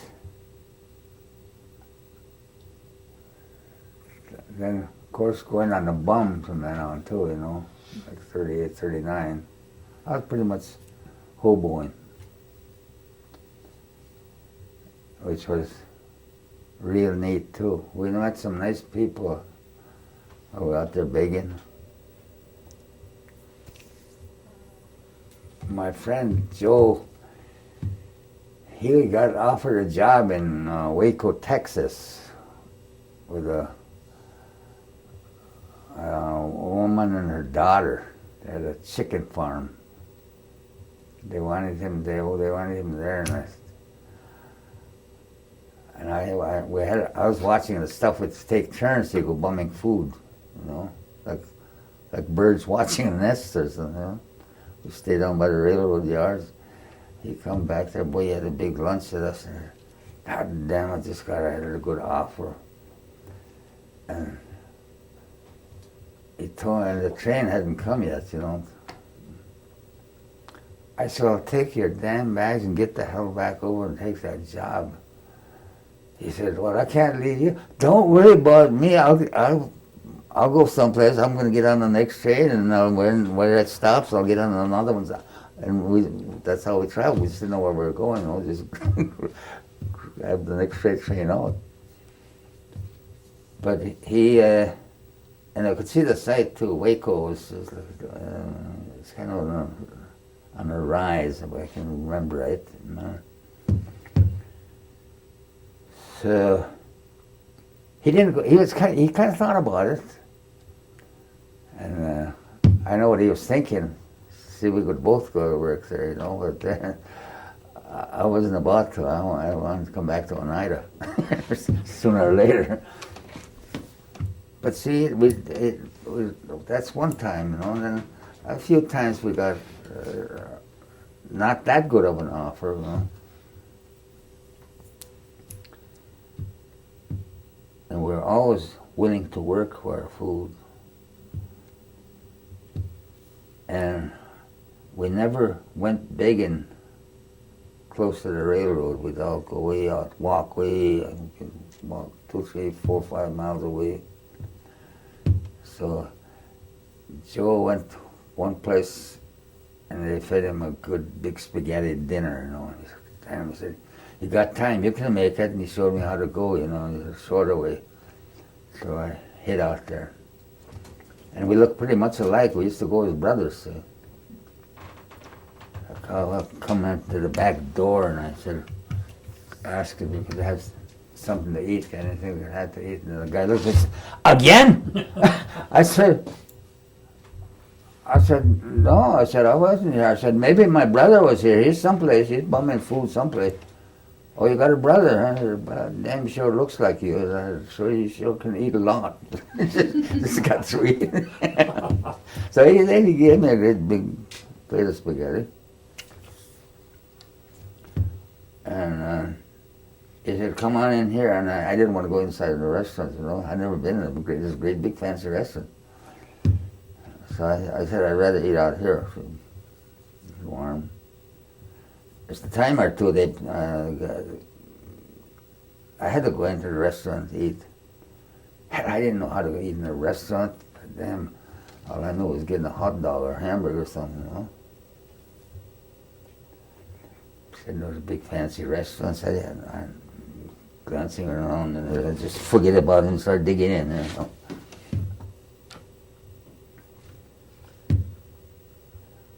After you went on the bum, then you were in the National Guard, and you were telling us you were in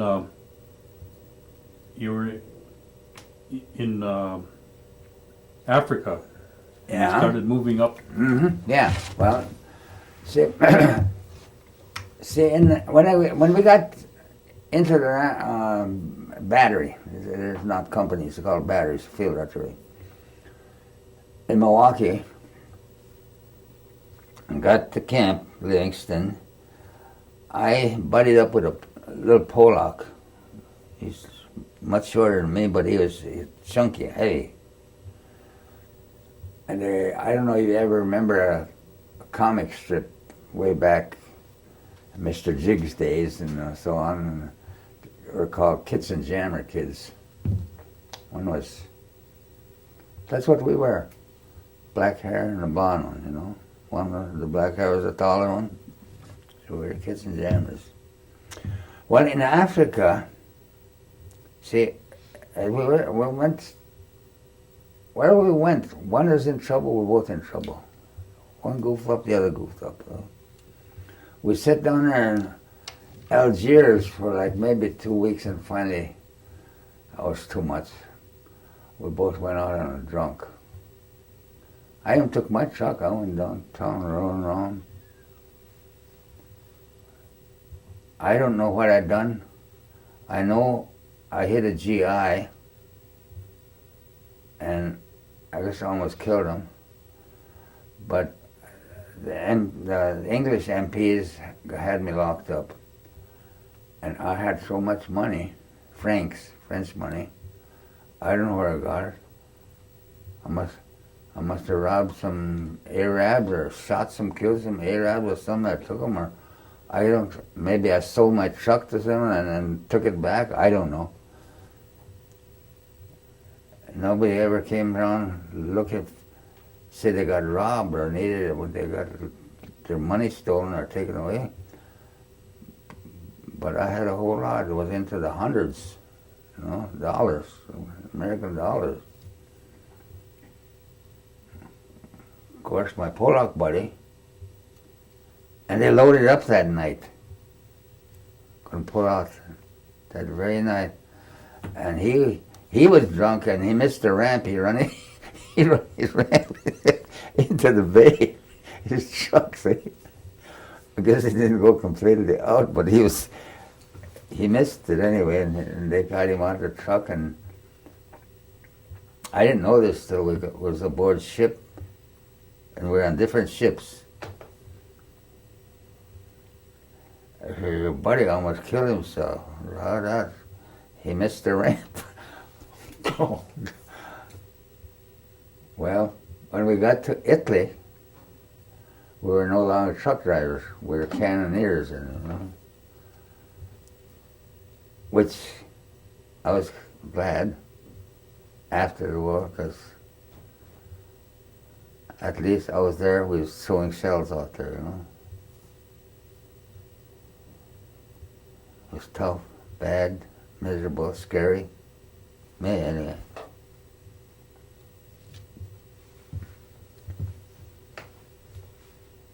And at one point we were so close to the front line, we could just go up to the top. We were kind of in a bowl like this, And it was so hard for us to get in there. If the Germans counterattacked, we couldn't get out of there. We probably couldn't hard to get ourselves out of there. And go up to the top of that little, just in the front of our gun. It was a machine gun nest over there. German machine gun nest. Now, for a gun that has 18-mile range, you're up close to that front. Well, see, we're fighting into his supply lines, That was getting towards the end of the war, too. The last part of 44, it was in Bologna, just at the entrance to the Po Valley. So that's where all these supply lines come through the Po Valley. And so we stayed, I went to the hospital from there. I was in the hospital for 2 months. And when I came out of the hospital, our guns were pulled back to a nice, comfortable range. They even played volleyball then. It was that little deep bend in the back of us. You're sure a lot better than that right up in the front there, See, we weren't equipped to be out in the front. We just had small carbines.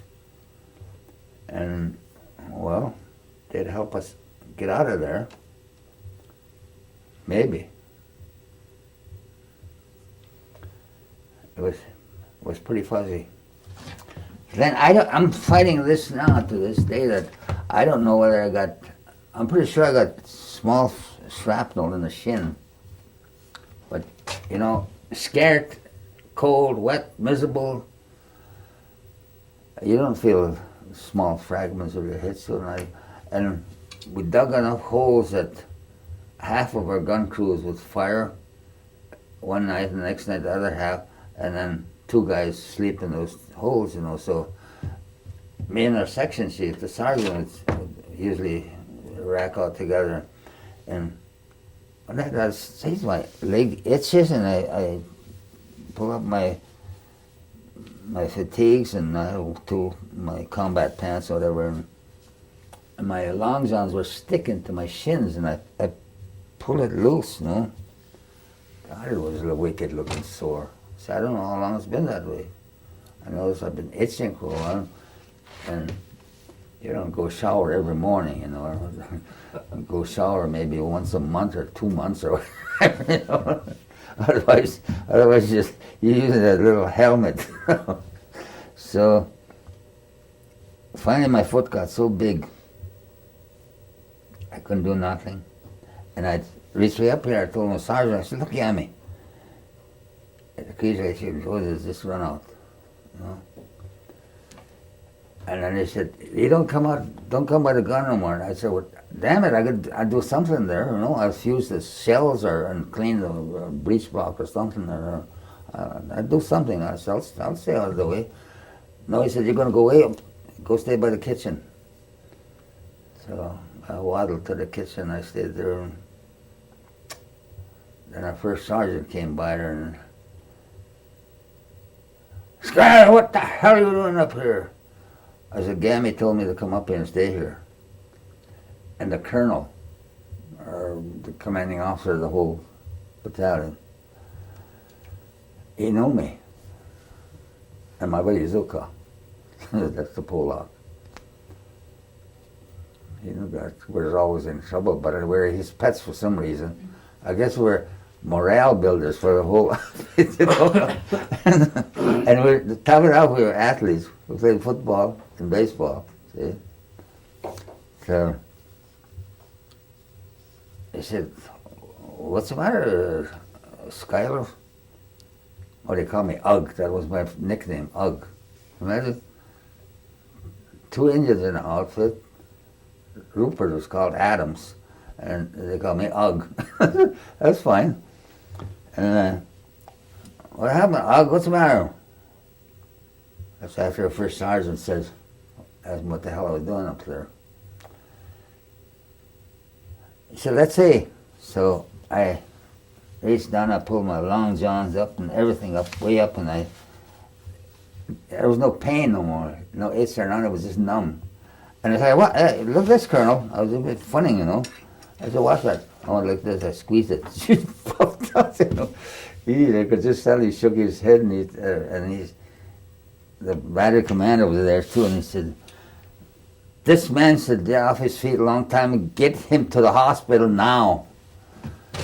Boy, and I mean, there was no time. And the Jeep come roaring in there with a litter on it, and I went to the evacuation hospital,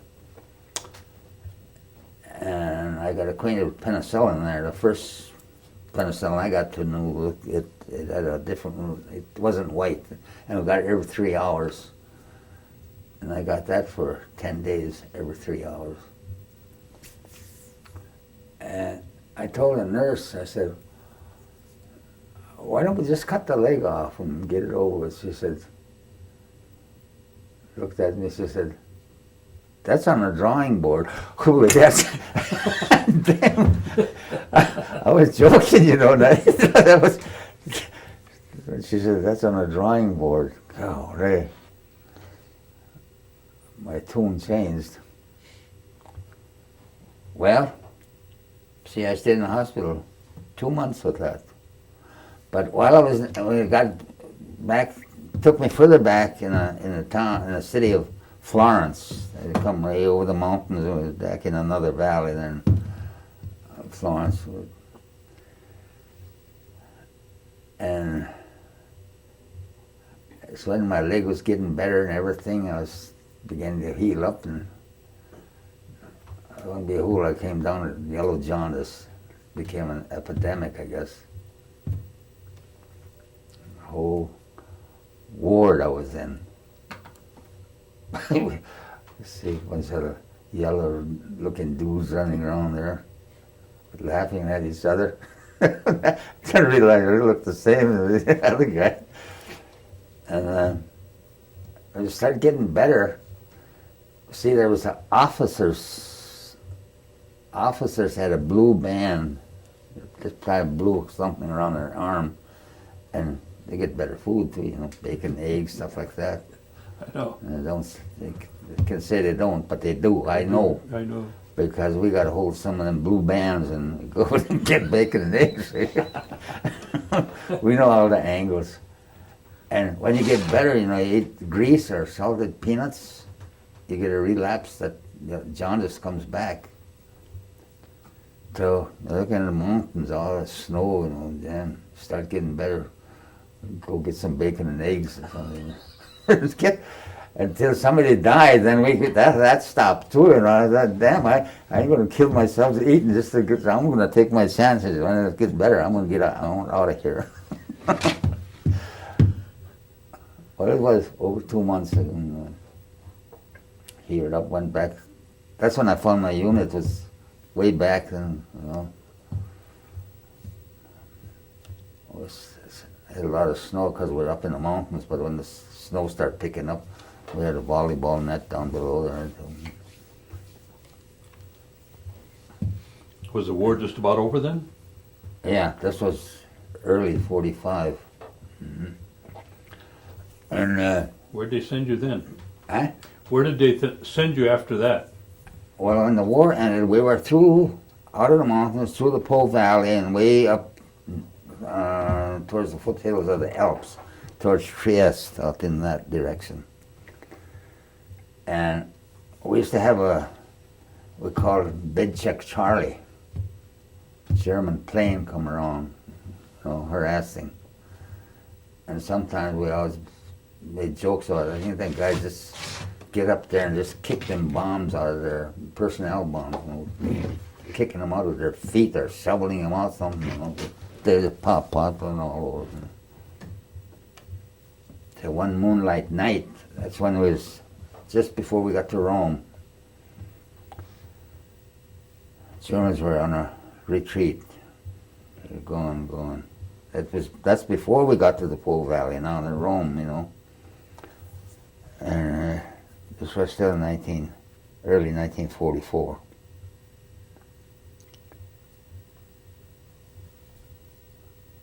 That moon was so bright, it's like daytime. And it was all, I laid right along with like hedgerows and shades. And one dumb sucker, some of them trucks got 50 calibers on the top, you know. I guess he thought he could pick that plane out, because you could say when he comes down, you know, he's just looking around, and every once in a while he'd drop some personnel bombs there and there. That damn guy opened fire. And got that Kraut real mad. When he circled around, he come back and he strafed the hell out of us, you know. Everybody's hollering, "Hey, you dumb son of a bitch, what are you doing opening a fire? God, you're told to hold your fire." We still don't, I never knew who that opened that fire, you know. I imagine he kept himself pretty quiet, you know.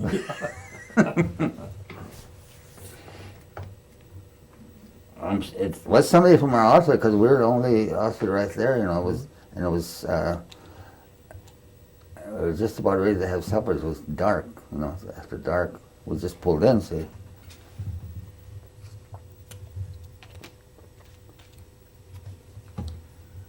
Now it took us way back to 44 now. Early 44.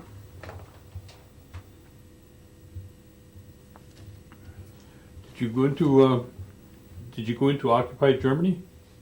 Pardon? Did you go into occupied Germany, or? Oh no, we were a long ways out. We were a long ways.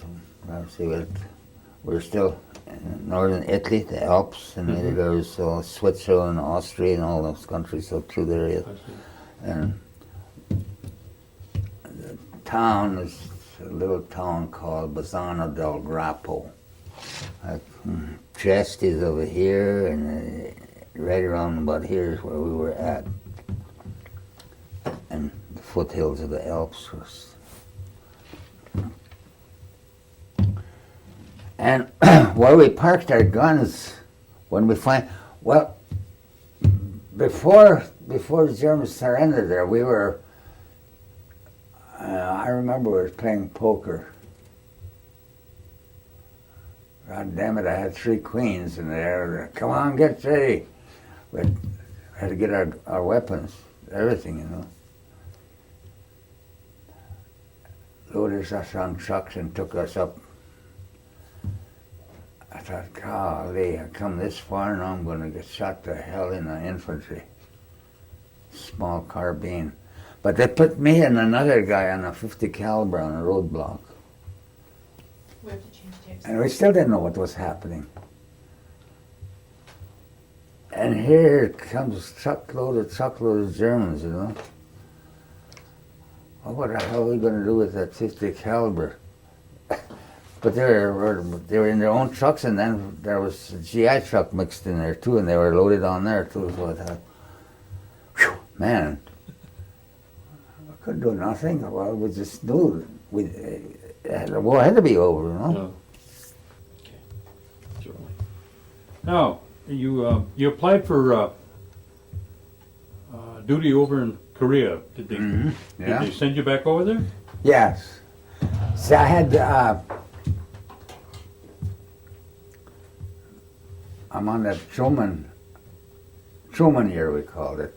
My regular enlistment was up in 51, but we got a Truman year.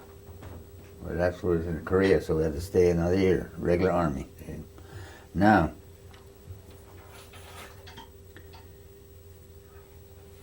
I had a little over 6 months left, and I thought maybe I'd get to California and they'd take me off orders, you know. Not enough time left to go back to Korea. But didn't happen that way. Right from Stoneman, got aboard ship. That's right outside of San Francisco. And back towards Korea. And we got we got off in Japan. Went to a place called Camp Drake. Of course, when I here in Stoneman in California, I was so drunk when I got on the ship. I didn't take nothing. All my clothes, everything I had, I just threw it, left it. Because I'm there before, you know. I know they're going to give me some more. They ain't going to let me go there like this, so that's how I got there. I had my shaving kit for some reason. And I got to Camp Drake. And right outside of Camp Drake, there's a little town. I don't remember the name of the town. And then the other part of Camp Drake is over here. That's the NCO club. But we couldn't get out of there. And we didn't want to go to the NCO club. We wanted to get in that little town. You know. So there was, let's see, I think there was about, there had to be 12 or 13 of us that were the same as I volunteered to go back. All first 3 graders, you know, from staff sergeant on to masters. I was staff sergeant. And I said, how can we get out of here? I asked the sergeant in charge of us, you know. And I said, when are we going to ship out? He said, I'll come tell you. I'm going to tell you how you can get out of here, and I'm going to tell you when to be back here. And he said, damn well be back here, man, because he said, I'm going to be in trouble too, you know. And he said, make ranks. And a lot of them guys didn't even have stripes on. I was the only one that had a jacket with staff sergeant stripes on. He said, make ranks and march. He said, march right through the gate. And he said, make your column left movement, and he said, as soon as you're out of sight, make clear from the gate, you know what to do then, you know. So, chief, they called me on the ship. And I had a whole lots of money burning a hole in my pocket, you know, greenbacks. You get more for that than, you know. And then, okay. We started marching way out of sight from the gate. People coming through there, doing it right. Cajuns count. And I said, and I jived them guys a little bit too, you know. I say, you goddamn master sergeants, I want to hear you count Cajuns. Didn't have no stripes on, but I know they all have their count. Sure enough, we marched right through the gate. Made our column left.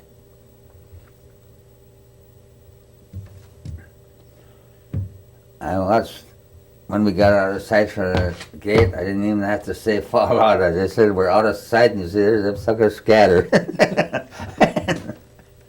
Just look at somebody was chasing us, you know. And you know, we roamed around that little old town there, and none of us run across each other the whole time. We must have just found a place to rack out and stayed there. That's what I did anyway. You know. They brought my booze to me. I could even get American whiskey there. No? Money, if they had them greenbacks.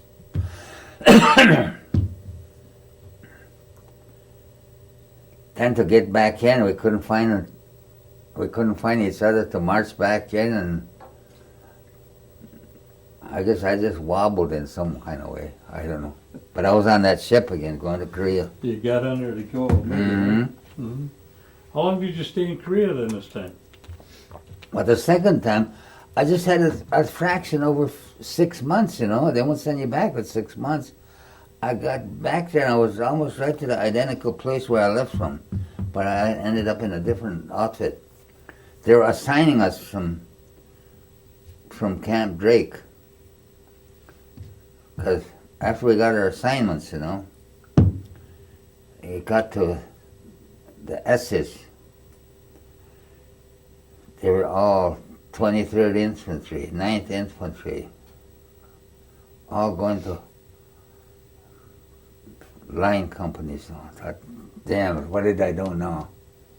I didn't let good enough alone. I'm going to go back there in the infantry and I'll get shot up, probably never make it home. That's what I was thinking. Why didn't I stay there? And they came to the S's, Sergeant Schuyler, 300 armored field artillery. Boy. And I know the field artillery. We saw them when they come in when we were there. When I was there before, and still up close. You can still catch a shell, But when I got to this service company, they brought us into service battery. The battery commander there was Sergeant Schuyler. He said, "You were here before." And my record, the whole year. And he was kind of cussing, "What the hell do you want to come back here for?" And I told him about where I was at, And he said, "Yeah, I heard about that place." He said, "I guess I can't say that I blame you." And he said, "I'm going to keep you back here with me." He said, "Them chinks might drop a shell in your lap if I send you up to one of them batteries, I said, that's fine with me. And he was serious, and I was too. I was glad, because they get a lot of counter battery. So he gave me one ammunition section. He supplied one battery. I think we had a battery. Just keep them going. Go back to the ammunition depot and keep our own ammunition depot here. When they went ammo, I think each section had 3 trucks. And load them up and get them out, take them up there, and then again he said, I don't think you should be getting on any of those trucks going up there, I said, "I'm not about to." Well, then that company, that battery commander, he came home short time before I did. Got another one. Boy, and he was a bastard. He wanted us to have reveille there and everything. Here's a war going on just a little ways up, And them chinks come around with their planes once in a while too. We never got it, but they're possible. They come around occasionally. That is one time I was hoping that one would come around and just strafe the hell out of us standing reveille. Whether they got me or not,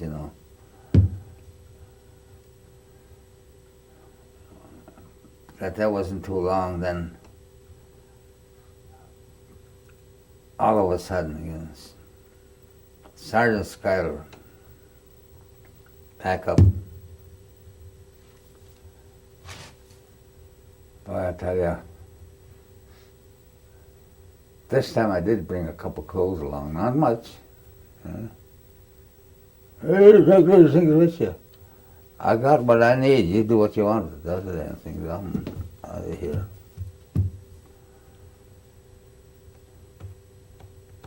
The first time I came back, now when I was still in the 2nd Division, I had a carbine from it was a Russian carbine, and the Korean policemen would carry those, and then sometimes you wonder whether they're South Koreans or policemen or not. Maybe they're infiltrators, But I wanted that rifle brand spanking new, and they're fixed with a bayonet, see? And I know people that hunt, you know, that'd be a perfect thing. Take that out, they could stand it up any place in the woods. He said, well, I could have it, but he'd have to have a gun, you know, and we had some around there, some Russian rifles. Christ, they were long, you know. The 303 was their caliber. So I gave one of those and I took that new carbine. I got me a box, made me a box, cosmolined it and everything, wrapped it. And at that time you could send them home. See, but I thought, I'm going to keep this one and carry it with me, make sure I get it. And when they called my name to go, I forgot all about everything. Just grabbed my little bag, my shaving kit and all that stuff. Oh. I forgot all about that damn carbine. We had an uncolored officer there, black officer. He said, how much you want for that thing, Sergeant Schuyler? I said, it's not for sale, I'm taking it home with me. He said, I'll give you $200 for it. Just the way I already had the packs. I said, it's not for sale. That sucker got it for nothing. I forgot it. I'm not for sure, but Yeah. he knows I left, and that's the first thing he's going to look for, see that damn gun is there, you know. And I know he got it for nothing. I just took like $200 on you. Well, when you came back, did you come back to Washington State then? Yeah. Mm-hmm. Well, the first time, yes, we came to. What the heck's the name of that? It's right in Seattle. It's a park now. It's big, called Magnolia.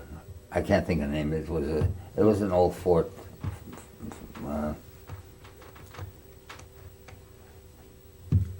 It was a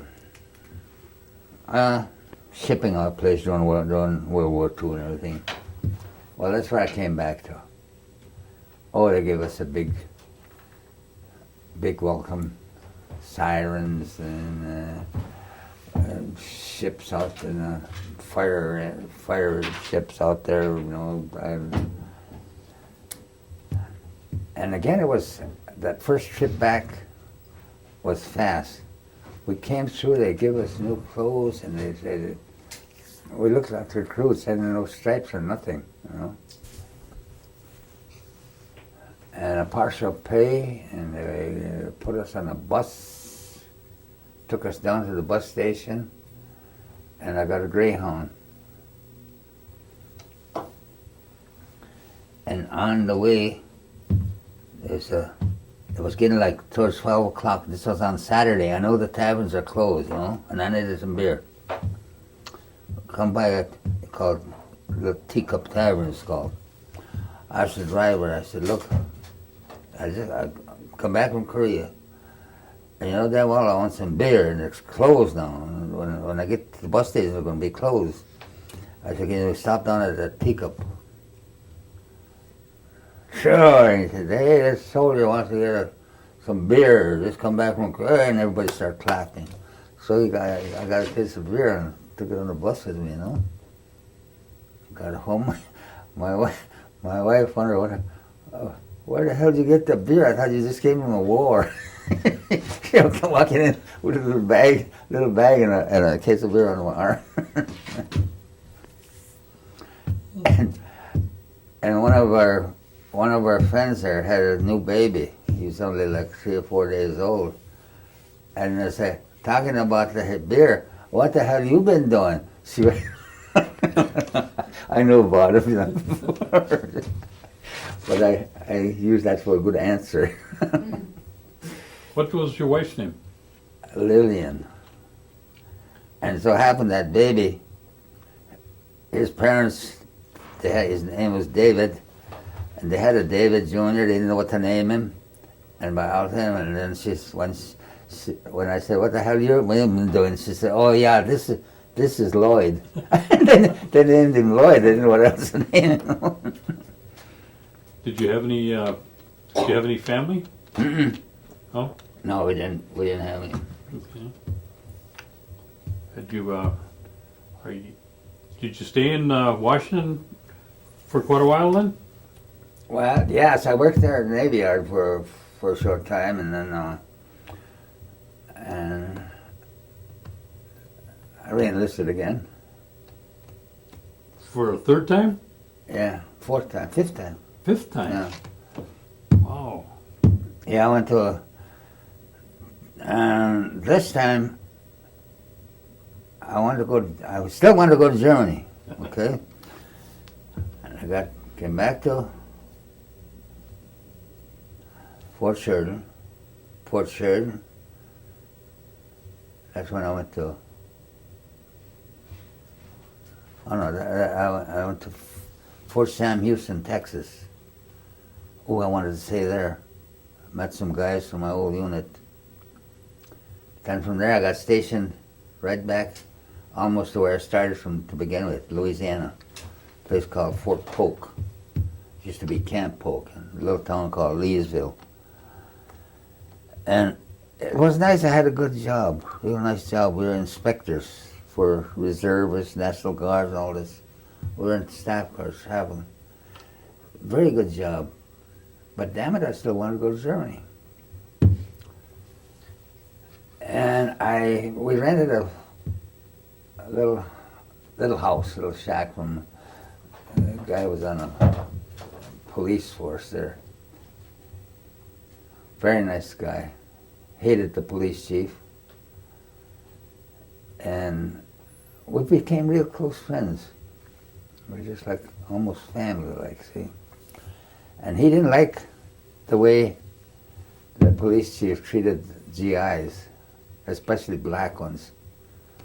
See, there was some of them southern people that didn't believe in that, nigger bit, and he didn't like the way they treated them. He said, I gotta get out of here. He asked me how Seattle was. He was thinking going to Seattle. Maybe he did, because he probably left shortly after I did. Well, I volunteered to go to Germany. And that officer that was in charge of, oh goddamn, he got mad. And he was retiring too. He had over 30 years in. And he said, "You guys just learn your jobs." And he said, "Look, you're set here. You could retire here too, I said, "I want to go to Germany." I went to Germany, and I was sorry about that too after. Well, it was good. It was fine. I met a lot of good people, a lot of Germans that would even talk about the war years sometimes, that how unnecessary. And they know it was bad, but they could nothing to do about it. If they did, they'd get shot, eh? Then of course, after I got busted over there, I took my car and my wife with me,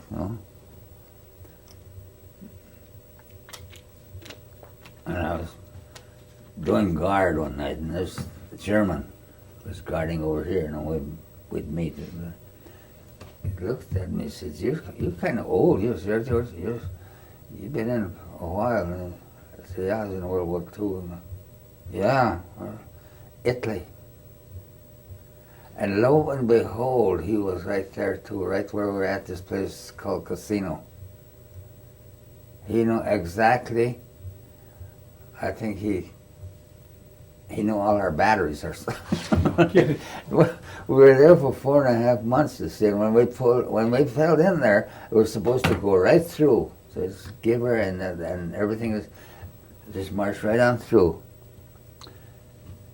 And we fired, and so the infantry guys were coming back, man. Defeat, driven back. They couldn't get across the river. And that's what this guy said. He was there. He said, he named the day. It was January 5th or 6th or something like that. And right before that, I guess it was before that, around the 1st. he said, they got orders, they pull out. And he said, we just got packed, ready to pull out. And they got the order came back, hold at all costs.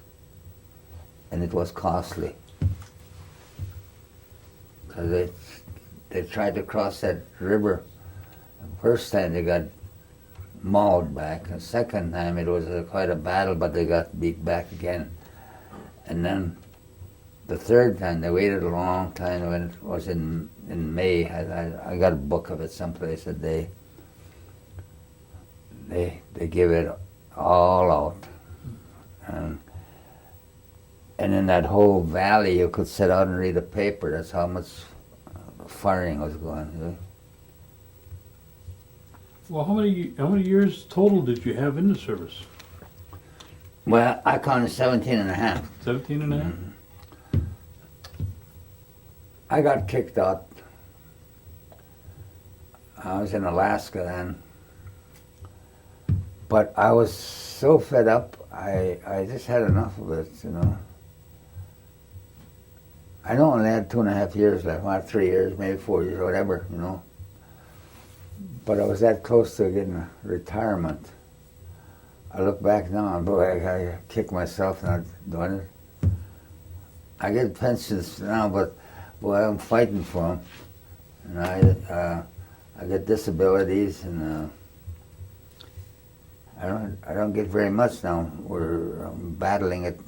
I got to go to a hearing very shortly. I'm getting some letters from the doctors saying if I'd have finished that 20 years out, I would have been getting at least something that I wouldn't have. Well, you don't get that much, but probably about what I'm getting now. I can make it on what I get. 3 pensions, though, union and Social Security and disability from the service. Well, once you got out, then what did you do? Well, they didn't have a job for a cannoneer or a machine gunner. And that's how I was put it on. Well, I couldn't very well find a job to kind of want. I went logging for a while. But see, I had this injury in the Army, back. It lasts so long in a job that it bothers. It gets me. I have to give it up. I drove trucks and I drive so long, then it gets so stiff. I get out and I can't straighten up, see. And then I'd get laid off, or they'd tell me I'd have to quit, let me go. Logging was the same way. I couldn't stand it. Mountainside, you know, running.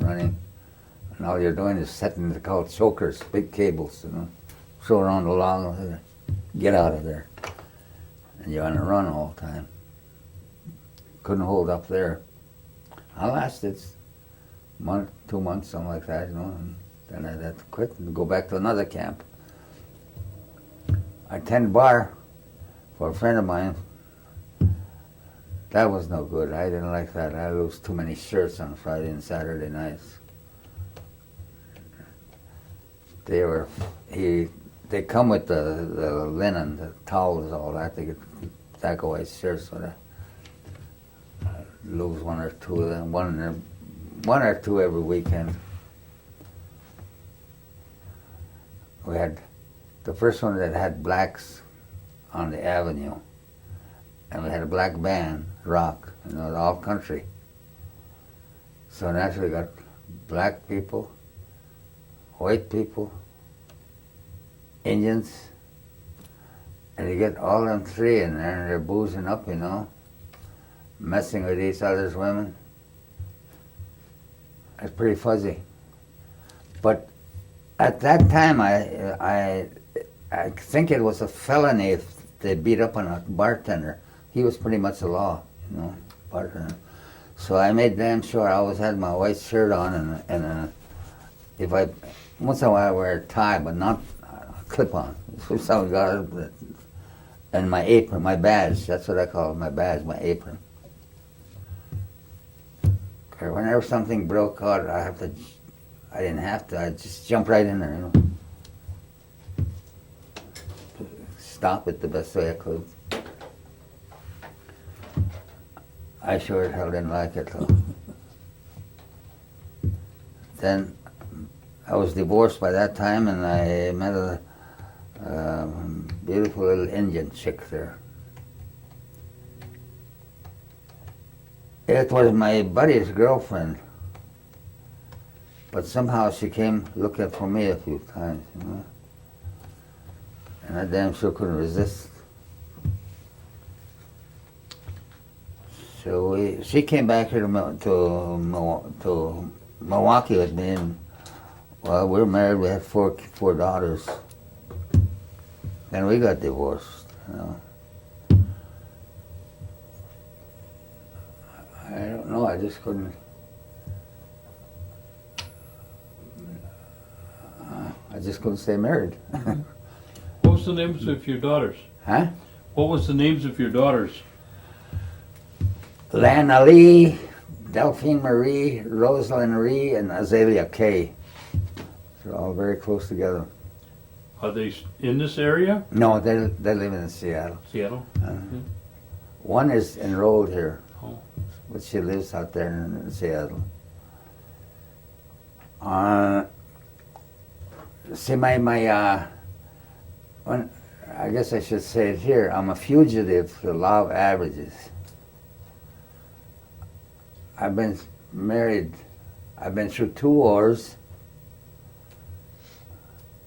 I've been married 4 times and had 1 motorcycle wreck. And then you can see why I'm a wreck too. I guess.